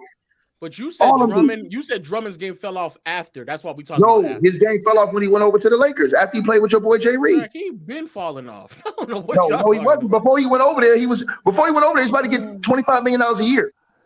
He was getting criticized. He was getting criticized on Cleveland. Before he went over there, the Celtics offered this dude a big contract before they went back and got Horford. They offered him a fat contract, bro. Before he went over, he was up. He was just playing for the Pistons, averaging a big double-double, bro. He was up for $25 million. He was in Cleveland. No, he got traded to Cleveland. No, listen. He got traded to Cleveland, and Cleveland didn't want to pay him his extension. He was up for a major extension, $25 million a year, bro. Look it up. Shit, so I got it from Boston. Me too, yo. All right, my bad. I got to slide though, yo. All right, good show though, y'all. Appreciate it. Hey, this was dope, no doubt about it. I got a couple more minutes, but I got to bounce in a minute. All right, cool. Yeah. All right, Bob. We're gonna go ahead and finish. All right, we're gonna go ahead and finish this list out though. Marz is actually on you. OKC. Mm-hmm. Who next? Yulo. I'm gonna go Washington. Mm-hmm. They shouldn't be that low. They shouldn't be, but they shouldn't be under the Bulls. They should be a lot better. They should be a lot better than what they are. They should be. I'm saying on this list right here, they shouldn't be under the Bulls. But I'm gonna go Orlando. But they in real life though, they shouldn't be that bad. Washington should not be that bad of a team. Mm-hmm. You know what I'm saying? Right now, they should be over the Bulls. I think they're better than the Bulls right now. But go ahead. Yeah, but I have no idea why I just don't know why Washington's playing that bad. That's okay. Yeah. Who's next? San Antonio. Oh, dog. I'm sorry, that. No, I think it just. I said Orlando. You said Orlando. Yep. Pick OKC. Oh my God! I just got trash. It's the last trash. Four. Yeah, it's the last four. Jesus Christ! Who cares? San Antonio, I guess. Yep. Yeah. Mm-hmm. Nah, they the worst. They the worst. Definitely, they're not the worst. No, Detroit. Didn't they sit Cade? The worst team in the NBA is the Houston Rockets. No doubt about that. No doubt. Houston is the worst team in the league. And I think Detroit is next. And I think Charlotte's record isn't a proper representation. So Charlotte should really be next. Because how many games LaMelo's missed. So Charlotte should be next. Well, chill. Yeah. It's on you. What direction are you gonna go? So who did you have? You had San Antonio. Yeah, I picked the Spurs. You picked the Spurs? Yeah, I'm picking Charlotte. Yeah, Charlotte's not as bad as their record says. Mm-hmm. Mason Plumlee All-Star? I heard somebody say that one time. Okay, you're not. He's better than James Wiseman. Hey, Marz, don't start it, Marz. Please don't. Please don't. Please don't. Please don't. Please don't. He is, but we can. I ain't saying a word, y'all. Leave me alone. Man, you can flip a coin.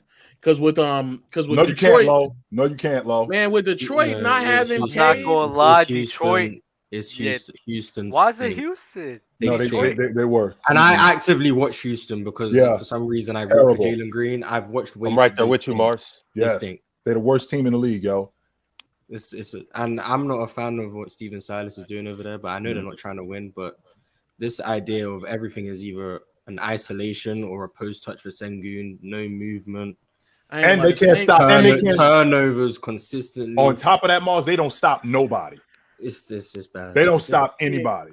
The same random post ups like Kevin McHale is disgusting. I'm like, bro. Here's my question. Here's my question for everybody up here. So they're obviously the worst team in the NBA.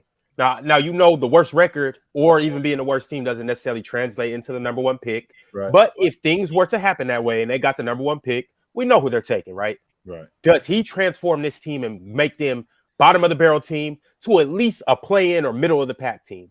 First season, no. And they need that. They also, like Marz said, it's partly with Silas as well. Because if you're not going to really get the best out of Wemby, if you're just isoing out, you're not going to get the best really out of everyone. If Fire undercover rotating. Say it again. Fire undercover brother. You're nasty. Oh my God. I'm saying you need to just bring in. Dub, just so you know, Dub, he did say that. Yes, he did, Dub. I just think you got to bring in another. Like a mother. I swear, yo, cricket TV is. You want to talk about entertainment? He just said fire. No, he just said. He just said fire. Hey, look, I agree. Listen, I mean, I don't want to do it because it's the son of the great Paul Silas. But man, don't do it. Don't do it. He's trash. Bro. That's the reason why James Harden left, bro. He's trash, bro. You gotta just be honest. Man. Also, Jabari Smith is Trevor Ariza, so I don't know. I said he wasn't gonna be what people said he was. He's not. There's another guy in this draft. There's another guy in this draft, Brandon Miller. He's giving me Jabari Smith vibes all over again. So if he goes high, it's going to be the same problem. I said Jabari Smith was going to be at best Mikal Bridges, which is a good player, but there was no star in Jabari Smith. Jabari Smith is 2 years away from being 5 years away. I was really disappointed because I actually really do like the Rockets. Jalen Green, I've been hyped on Jalen Green since he was playing down here in California, down in Fresno. I've been hyped on Kevin Porter Jr. You know, he's from Seattle. I'm from Seattle. Been watching him since he was a young pup playing with my cousin CJ Ellaby for Seattle Rotary. So I actively root for the Houston Rockets. Are you from Seattle? Yeah. Now, so chicks in Seattle will make your knees rattle. Go ahead. Oh my God! Oh my God! That's a mic. If I had a mic, this the microphone right here. Drop the microphone. Drop the mic. God. That's basically I'm Rick James. You know what? Because can't nothing top that. There's nothing else you can say for the rest of the night that can top that. I think I'm straight. He went back to back. I think I'm straight. I for real think I'm straight. Yo, I'm good. I'm straight. Hey, Ticket, I'm straight. Ron know what I'm talking about. I'm straight. He said Ron know what I'm talking about. Ron just cheesing over there. They don't call it the city of rain for no reason, baby. Hey, but check it out though. So the Rockets, they had the number 2 pick. Remember they had a number 3 pick. Remember they were saying that Orlando wasn't going to take Paulo. They was going to take Jabari. And I was like, that's perfect. Paulo fall to the Rockets. Now you kind of got a young group of big three. But Orlando, they were like, nah, it's no way that we're not getting because Chet went number 2. Remember, it was going to be Chet was for sure going to OKC. But they were saying that number 1 that they were going to take Jabari was going to go 1 and Paulo was going to go 3. And that's what I was looking for. But the problem is that even what you're saying is fine. The problem is right after Jabari was Keegan Murray, and Keegan is just a noticeably better player. So even with what you're saying, I understand what you're saying. There was still a small forward that was available in the draft that they could have taken, and they still did not take him, and he turned out to be a better player. So I'm not ready to give up. I'm not ready to give up on Jabari Smith. I'm not giving up on him being a good player because he's a good on-ball defender. He's actually good. Trevor outside of that, no. But He's I do think he can be a good 3-and-D type player. But that's the ceiling. Trevor Ariza. Yeah, Trevor. Yeah, Trevor Ariza. Low. So if you go back and you the Rockets, you take Keegan for sure. I'm taking Jaden Ivey or Ivy, but I would take Keegan Murray if knowing like if that's the other forward that's available and we need a bigger player, then yeah. But the Sengun post touch, I remember I watched one game and I was like, bro, they treat him like he Mikal, boy. They feeding him, boy. They feeding him and just spacing out. It's just like, crazy. They just stand there and do nothing. And they stand there. Yes, it's they ridiculous. do. Yeah. Hey Ron, unfortunately, I got to bounce, B. All right, Chip. It's your pick though, right quick, right? He's gonna take Detroit and Houston are gonna be lost. That's what's gonna happen. Right. It's Detroit. I'm putting because Houston's the worst team in the league, no doubt about that. Houston is. So I'm picking Detroit, and then you guys go with Houston. Yeah. And right, Killian Hayes is terrible too, by the way. Hey, OG, go get a new port in the box, man. I'll holler at you next week, dog. Man, say that one more time.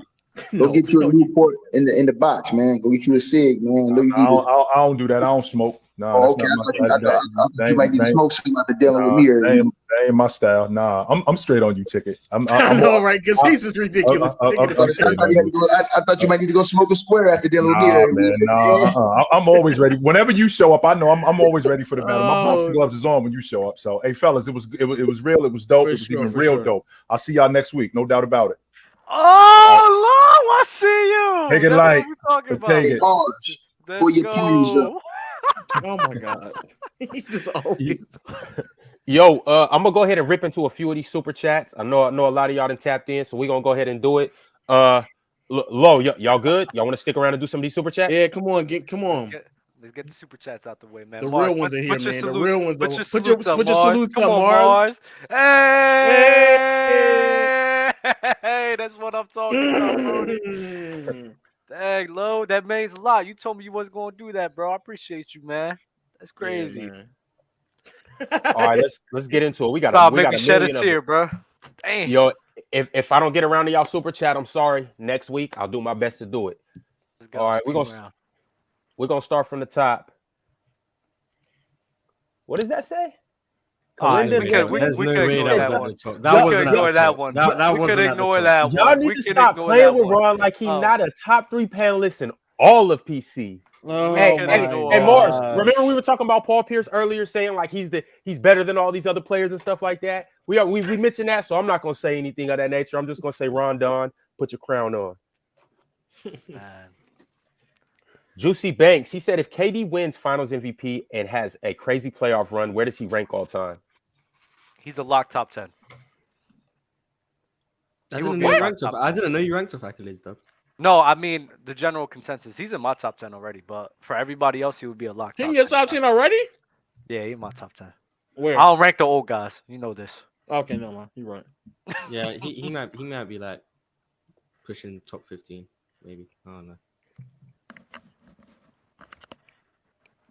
Most definitely. Z-Dub said, is scoring kind of overrated in today's game? 44 guys averaging 20 points or more a game. Compare that to only 17 players in 2003 was averaging over 20. It's not 44, it's 54.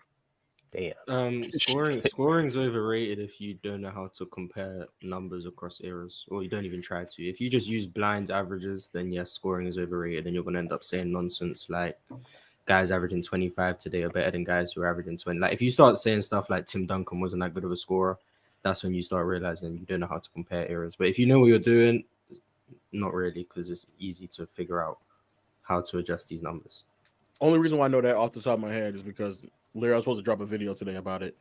And yeah, it's not like I agree with Mark. You have to put context in it. Also, there's been 91 40-point games so far, and we're halfway through the regular season. 91. Make context matter again, bro, even for today's era. Most definitely. Usage chimed in with a super chat. He said, why is it okay for all-stars to go to a superstar players team, Drew, Powell, Rodman, CP3, etc., versus a superstar going to a team with all-stars? Everyone needs help. How they get it is irrelevant to me. CP3 is all-star?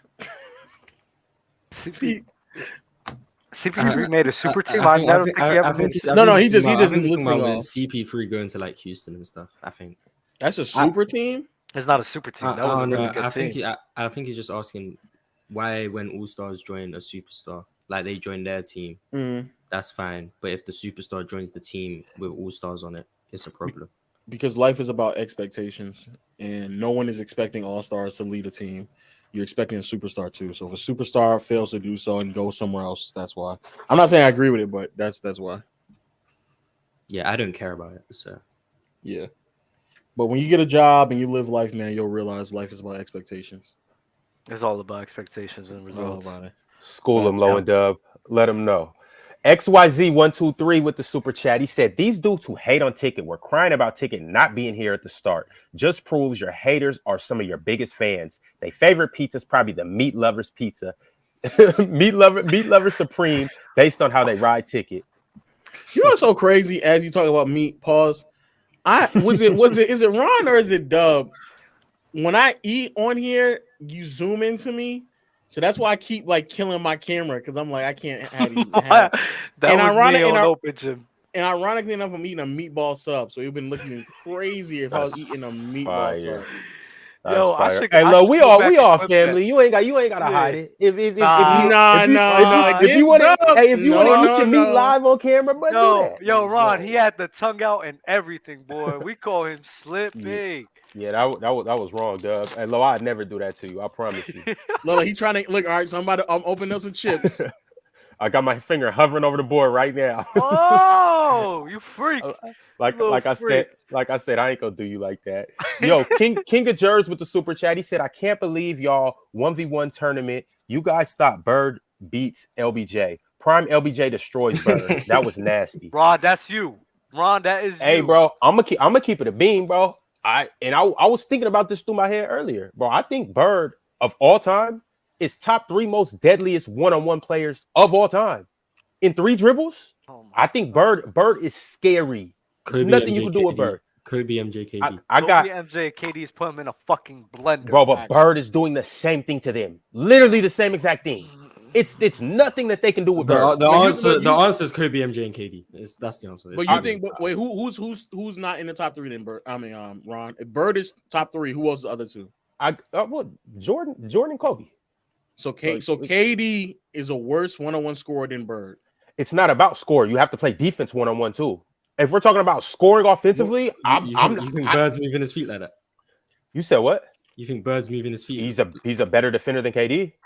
And on top of that, I think Bird's a tougher defender than KD. I think Bird's gonna make it tough for KD. I think Bird's gonna try to bully him. He's gonna foul him a couple times. He's gonna make it hard for him.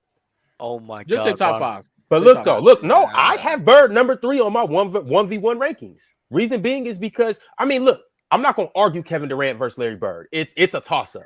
I'm taking Larry Bird though. It's not. Ron, Marz, all that big body shit with LeBron James being big body, moving him out the way, that means nothing when it comes to LeBron James and Larry Bird. Yo, Larry Bird probably wouldn't beat Dirk in one-on-one. When it comes to KD and Giannis, it matters, man. You heard what he just said? He wouldn't. Larry Bird wouldn't beat Dirk. I mean, I wouldn't say he would easily. Bird's not beating Paul George, bro. Okay, now Dub is on smack right now. Hey, but I'm saying like y'all, this whole thing all started because you guys hyped up Paul George. I got a dude in my DM sending me one-on-one clips of Paul George playing one-on-one in the U.S. All-Star scrimmage, talking about you better think twice about Paul George next time you talk about him. Yeah, you should. I shouldn't, because these dudes that we're talking about, Paul George can't mess with them. It's tiers to it, and Paul George is not in that elite tier. I'm sorry. In the tier with like KD. I'm sorry. Yes. Yeah, he's not being. Oh yeah, we never. He's not being. Low. Who do you think will win on 1v1? LeBron James or PG? Free dribbles, by the way. LeBron or PG? Yes. On 3 dribbles? Mm-hmm. Yeah. Nah, PG beating LeBron. PG, 3 dribbles makes it worse for PG. LeBron is taking 3 dribbles and he's at the rim every time. Every single time. How? What do you mean how? Because from the top of the key, LeBron in 3 dribbles just gets to the rim 11 times in a row. How is Paul? I'm trying to figure out, how does Paul George stop LeBron from getting? Have you guys ever seen somebody stop LeBron from getting to the rim? I'll wait. I got time. I will wait. Why can't he get momentum? How's Paul George going to stop the strongest How'd you get a momentum from a standing start and Yeah, free you're just dribbles? standing still. You're standing So still. you've never seen LeBron stand still and blow by somebody. We've never seen that. You could We've Paul George? never seen that happen. Paul George. That's So not LeBron happening won't blow 11 by Paul George? times. Time out. We are talking about LeBron James, right? When you play against any LeBron, whether it's Cleveland, Miami, even the Lakers, more than likely you're putting your best defender on LeBron James, right? More than likely. So when Are he's they, blown are by they as people, good as Paul George though defensively? So LeBron's never blown by a defender that's better than Paul George. I'm not saying ever he in his never career. has, but he's gonna do that 11 times. He doesn't have to do it 11 times. He just has to score 11 times. And I like him to score 11 times before Paul George does. How many times does he get into the rim? How many times? On top of that, he can get to the rim on all 11 points. So on you all just 11 said it, points. so he is going to have to get to 11 times. That's what you said. Time out though, but he doesn't have to blow by him. You guys are getting this whole blow by thing and taking that and running with it. Paul George can contest the layup at the rim. It doesn't matter. It's LeBron's going to finish through Paul George, over Paul George, around Paul George. I don't know how LeBron's getting to the rim 11 times. Yeah, how is he getting to the rim 11 times off of 3 dribbles? Wow, 1v1, the talent gap is actually smaller now. It's not like LeBron James is on this level and then everybody's there. All these guys is right near each other. I think Cam Thomas was having some 1v1s with KD and was going back and forth with him. Like, this whole idea that you have that LeBron's just going to dominate him just because he dominated everybody else in the NBA is just false. Just false. I'm just saying, if I have money to put on it, off the first move, what's LeBron going to do? He can't just keep running through him. So LeBron doesn't have counter moves now? With 3 dribbles, how many counters are there? He only needs two dribbles. Look, he can go to the right. He cuts him off. You can that go LeBron to the right. has in his back. He has a spin move. He does have that spin move is unstoppable. LeBron has unstoppable. No, it's not unstoppable. But he does have a move. It's not unstoppable. Paul George has more moves that he can lean on than LeBron James. He can make way more difficult shots than he LeBron does, James, but just bro. because he dribbles one-on-one, Paul George will have it easier. It's going to rely on ability to make James. jump shots. It's going to rely on ability to yes, make jump shots. it is. And so LeBron can't do that? Not like Paul George. Okay, and this is the point that I'm making though. I'm saying a layup is easier than a fall away step back jumper, right? Mm-hmm. Now I know Paul George is gonna get some money at the hoop too, but I'm saying I like LeBron to get more of those than Paul George does. Furthermore, though, Paul George is a tough shot taker, and yes, he's a tough shot maker too. But like I said, I would much rather have LeBron finishing at the rim than Paul George shooting step back threes. I think that's a much more efficient shot than that. Yeah, we are talking. LeBron's going to get to the rim more than we do. Well, he can look if they're going to 11 and LeBron gets 6 points at the rim. All right, that's more than Paul George is going to get. Hey, JT was giving Joel Embiid buckets, man. Stop playing with him in those 1v1s. I mean, I expect him to give Joel Embiid buckets. And you don't expect PG to get Joel Embiid to give LeBron buckets? Come on, man. I mean, he's going to. I'm not saying he's going to score, but so you guys are literally telling me if we put up money, you're putting money on Paul George to be LeBron. I will put money on Paul George to be LeBron. Yes. Hey, I mean, all right, you got it. I guess. Yo, couple more super chats. I want to go ahead and run off. Traveling Trav said Alonzo Mourning was better than Shaq in the 06 finals. Dwayne Wade was a better player than Shaquille O'Neal. I don't know why people think that. That shouldn't be a captain belief anymore. Anyone disagreed with that? I mean, I don't think so, but I don't really remember exactly what Alonzo's stats were. I know he was an intricate part of that team, but Shaq was getting busy though. That's not in the finals. He said the finals. He only had like 13 points.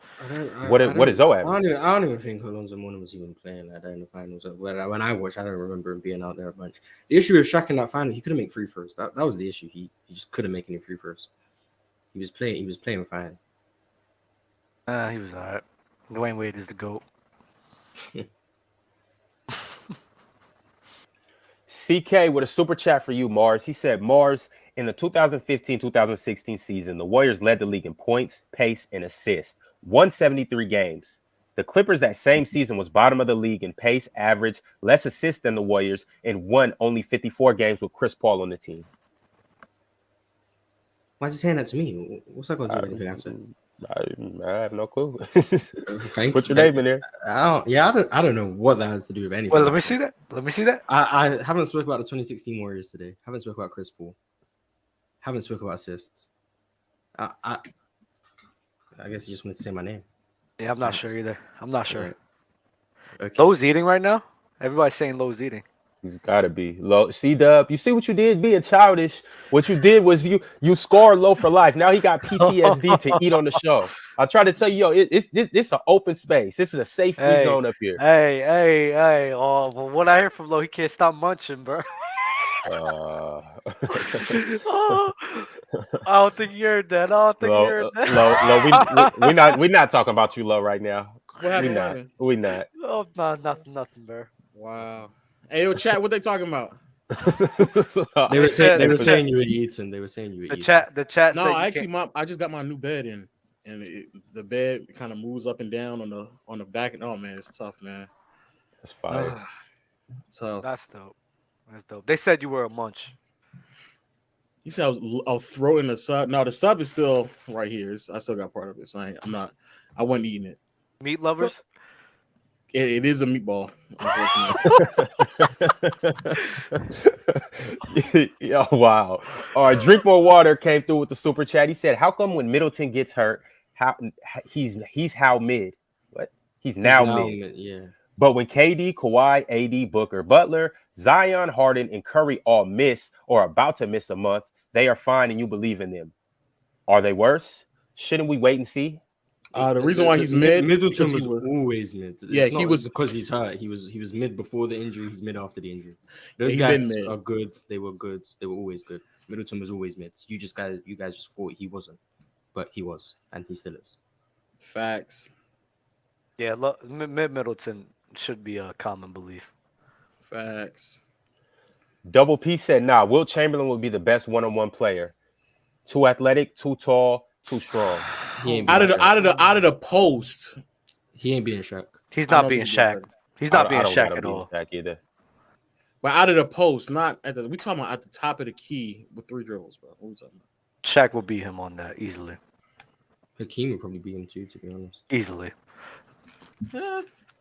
Richie Rich TV said, hey, Marz, when you turn 6 years old, Walmart got a Fisher Price rim on sale. We don't have Walmart in the UK. What do y'all have?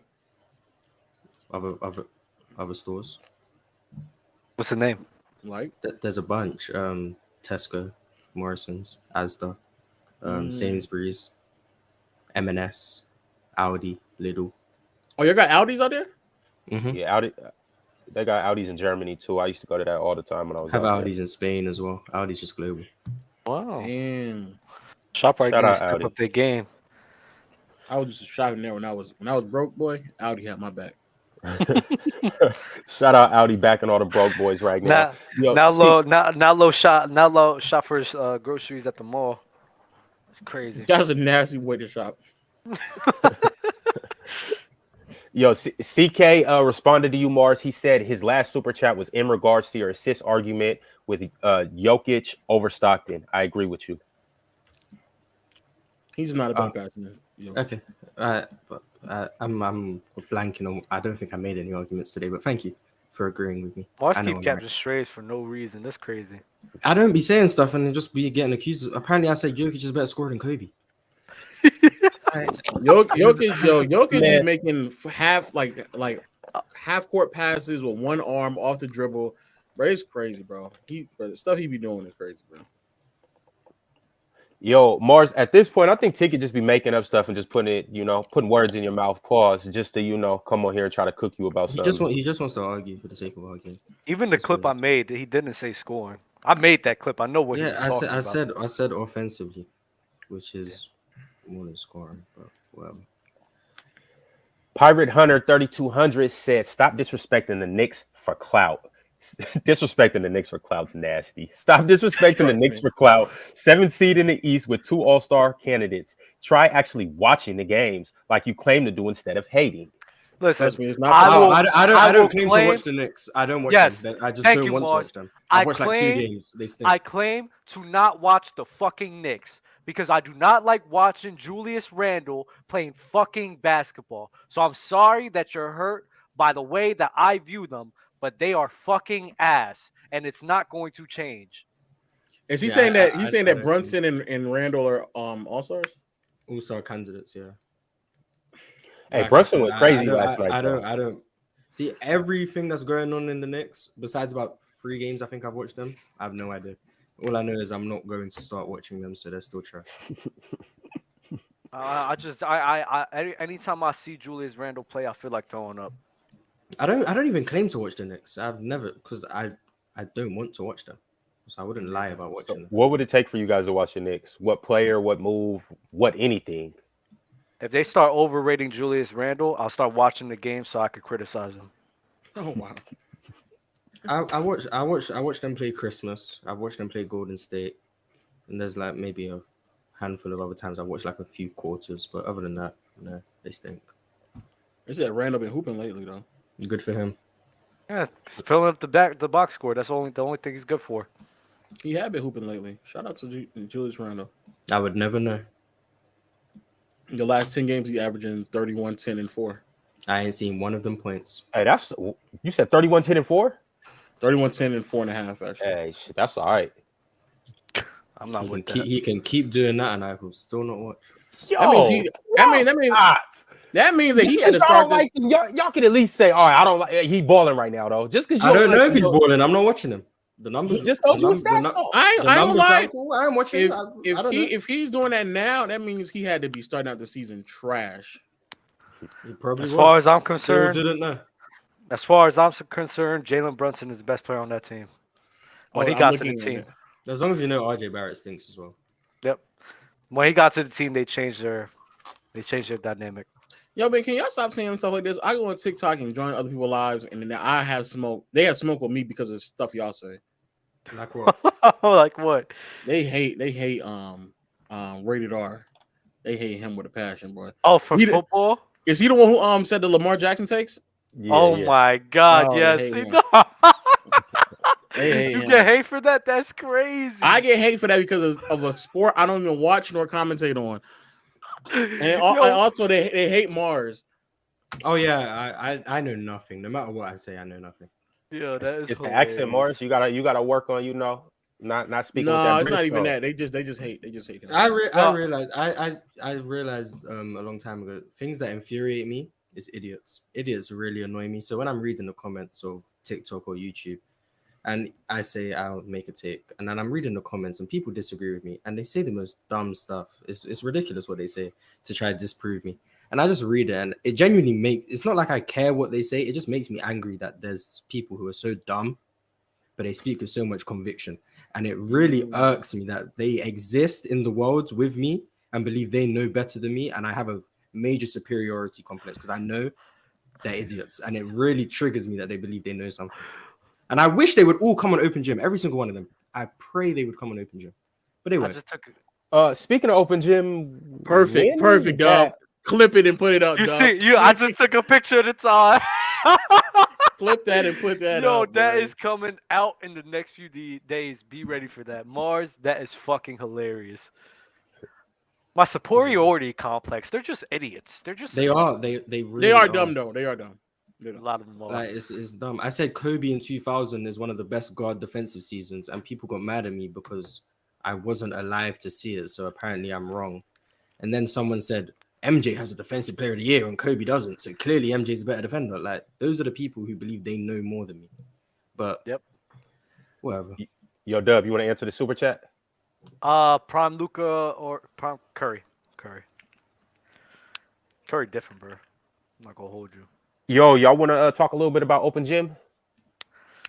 I mean, we on in half an hour. Me and Marz gonna be there. If Low got time, Low always welcome. Yeah, y'all back to back. Back to back teams, bro. The weekly thing now. I'm high on alcohol right now.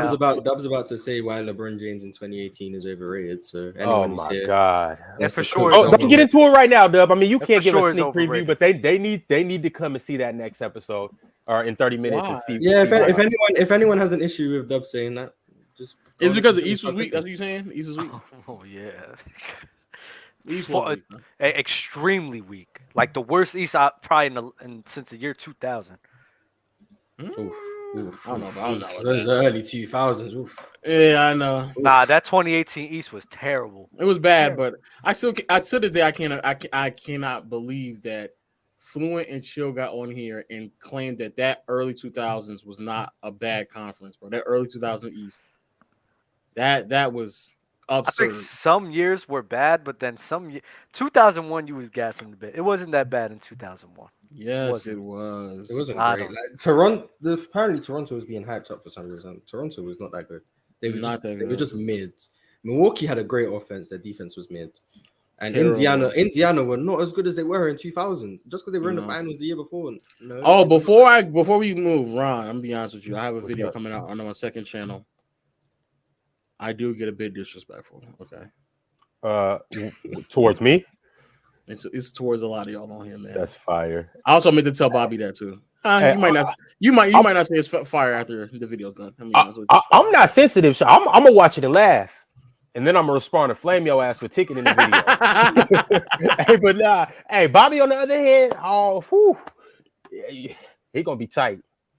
It might not have been Bobby. It might have been someone else. But it was Bobby in the AI Harden one that y'all did, and then you, Ron, you had the craziest take I've ever heard in my life, where you said Harden isn't messing with Latrell Sprewell and Allen Houston.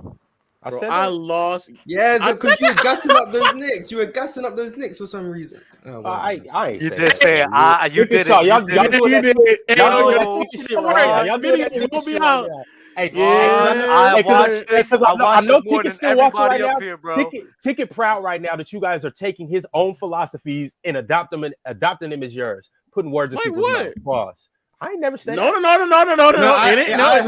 Because I remember that day vividly, because it was the day Argentina just won the World Cup. It was the day Argentina just won the World Cup. I joined the show. You watched the PC episode? How long did you I was take there. that? I was on the show. I was on the show. Marz was there, and I joined the show late because Argentina just won the World Cup. So I just was watching the game. I came up, and then we were talking about AI and James Harden. There was some new guy who I don't know him. He was some new guy. And then we were talking about James Harden. We were talking about James Harden and AI. And then he said AI was a better defender and all that. I disagreed. And then someone spoke about, does James Harden make the finals or something? And then I asked, I think someone spoke about the East, and I asked Ron and Bob who teams who I think it was who Indiana beat to make the finals in 2000. And they couldn't. And all of a sudden it was silence. It was crickets. No one could say anything.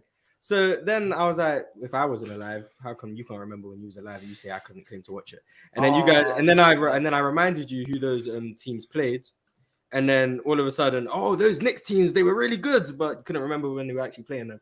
And then that's when that all started. So I remember that day vividly. And then there's one clip, and I don't think it was Ron. It was the other guy. The guy who said that some NFL player isn't all that good. He's just a try hard. Who was him? Who's that? Oh no. Who's that? Who is that? Don't tell me you went in on him.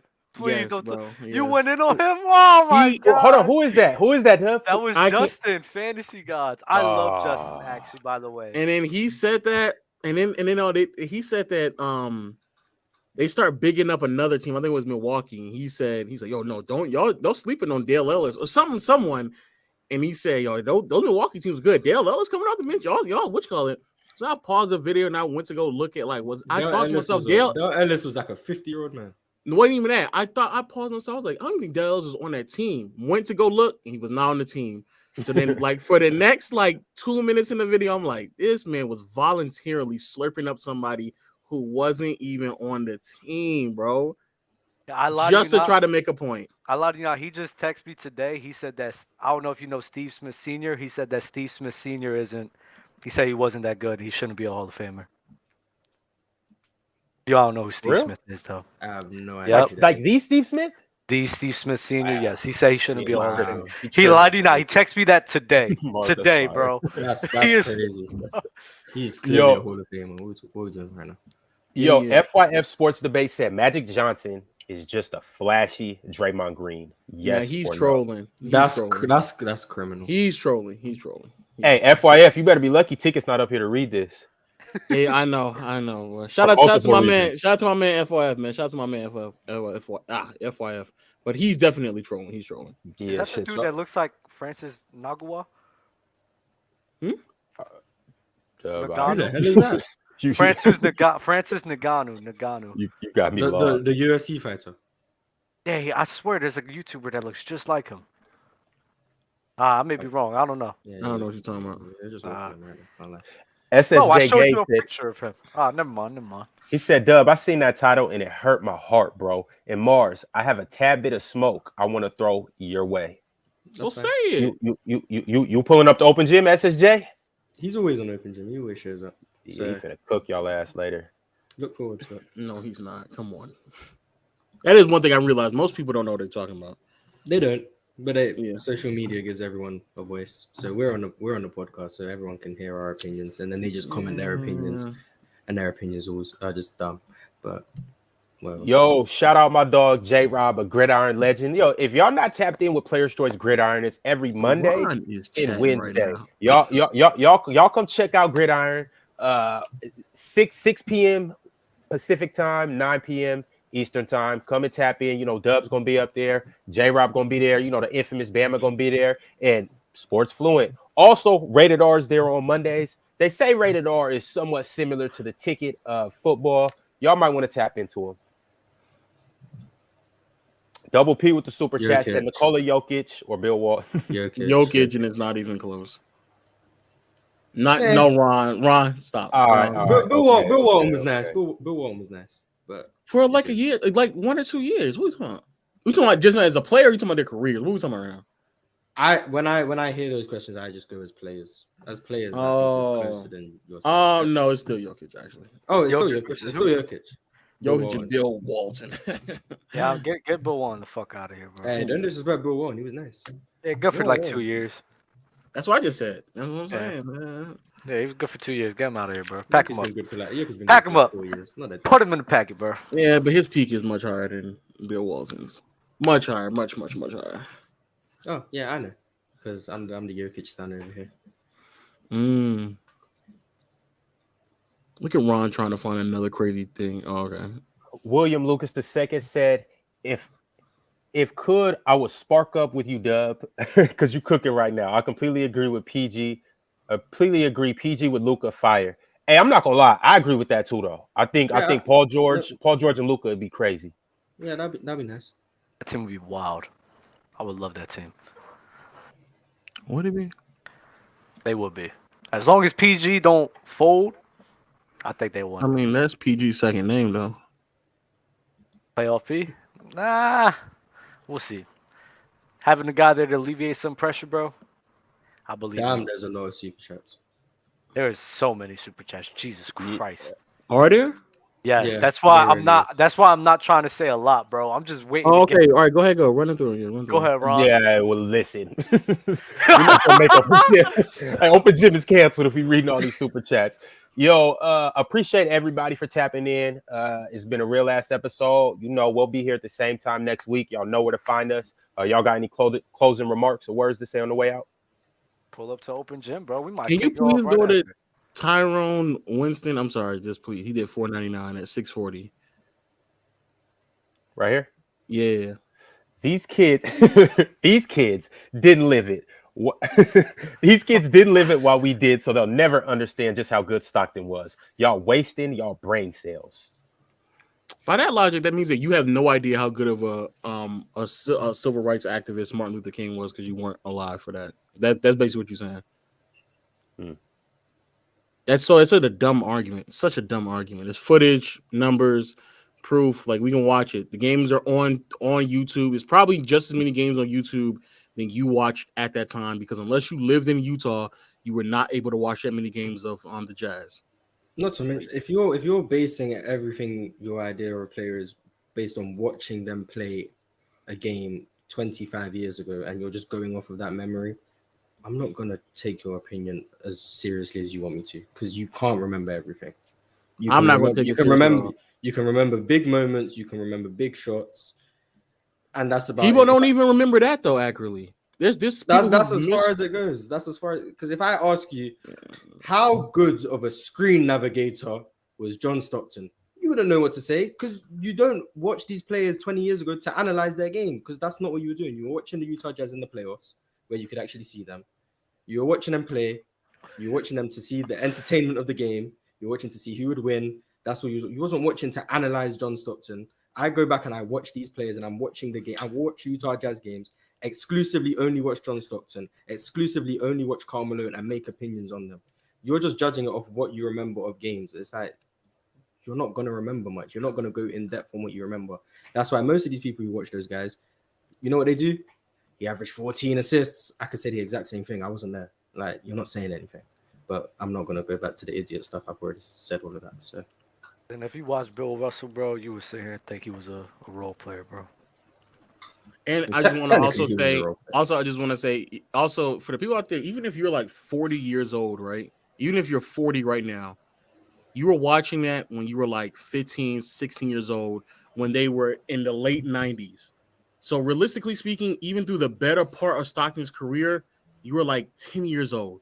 You don't remember, nor were you probably even watching it. The only way that I would legitimately take your opinion serious is if you're like 50 plus. But even people who are 40 years old, bro, y'all need to stop lying, bro. Y'all were not watching them. You didn't watch them, bro. You did not watch them. Fluent. But Fluent is old though. Fluent is mad old though. Fluent did not watch Kareem in the fucking 70s. I fucking Yeah, he said I think he said 1980 is the first finals he watched or something. That's when he became a fan. Became a Lakers fan in the 80s, and that's when he was a kid. He was a child in the fucking 70s. He didn't watch the Kareem Abdul-Jabbar in the 70s. Anything he says about Kareem in the 70s is a fucking lie because he ain't watch it. He looked back at stats and then he liked the stats that he's seen. I swear to fucking God. But he lies to you guys, and y'all allow this to happen. There go Dove Fluent rant. Yeah, I had to get that off. All right, y'all. That's it. Yeah, that's it. Yep. Y'all got anything to say? Poole was a bandwagoner, 100%. That's all I gotta fucking say. Pull up to open gym. We got 10 minutes left, bro. And trade James Wiseman, please. Just trade James Wiseman. For Jakob Poeltl?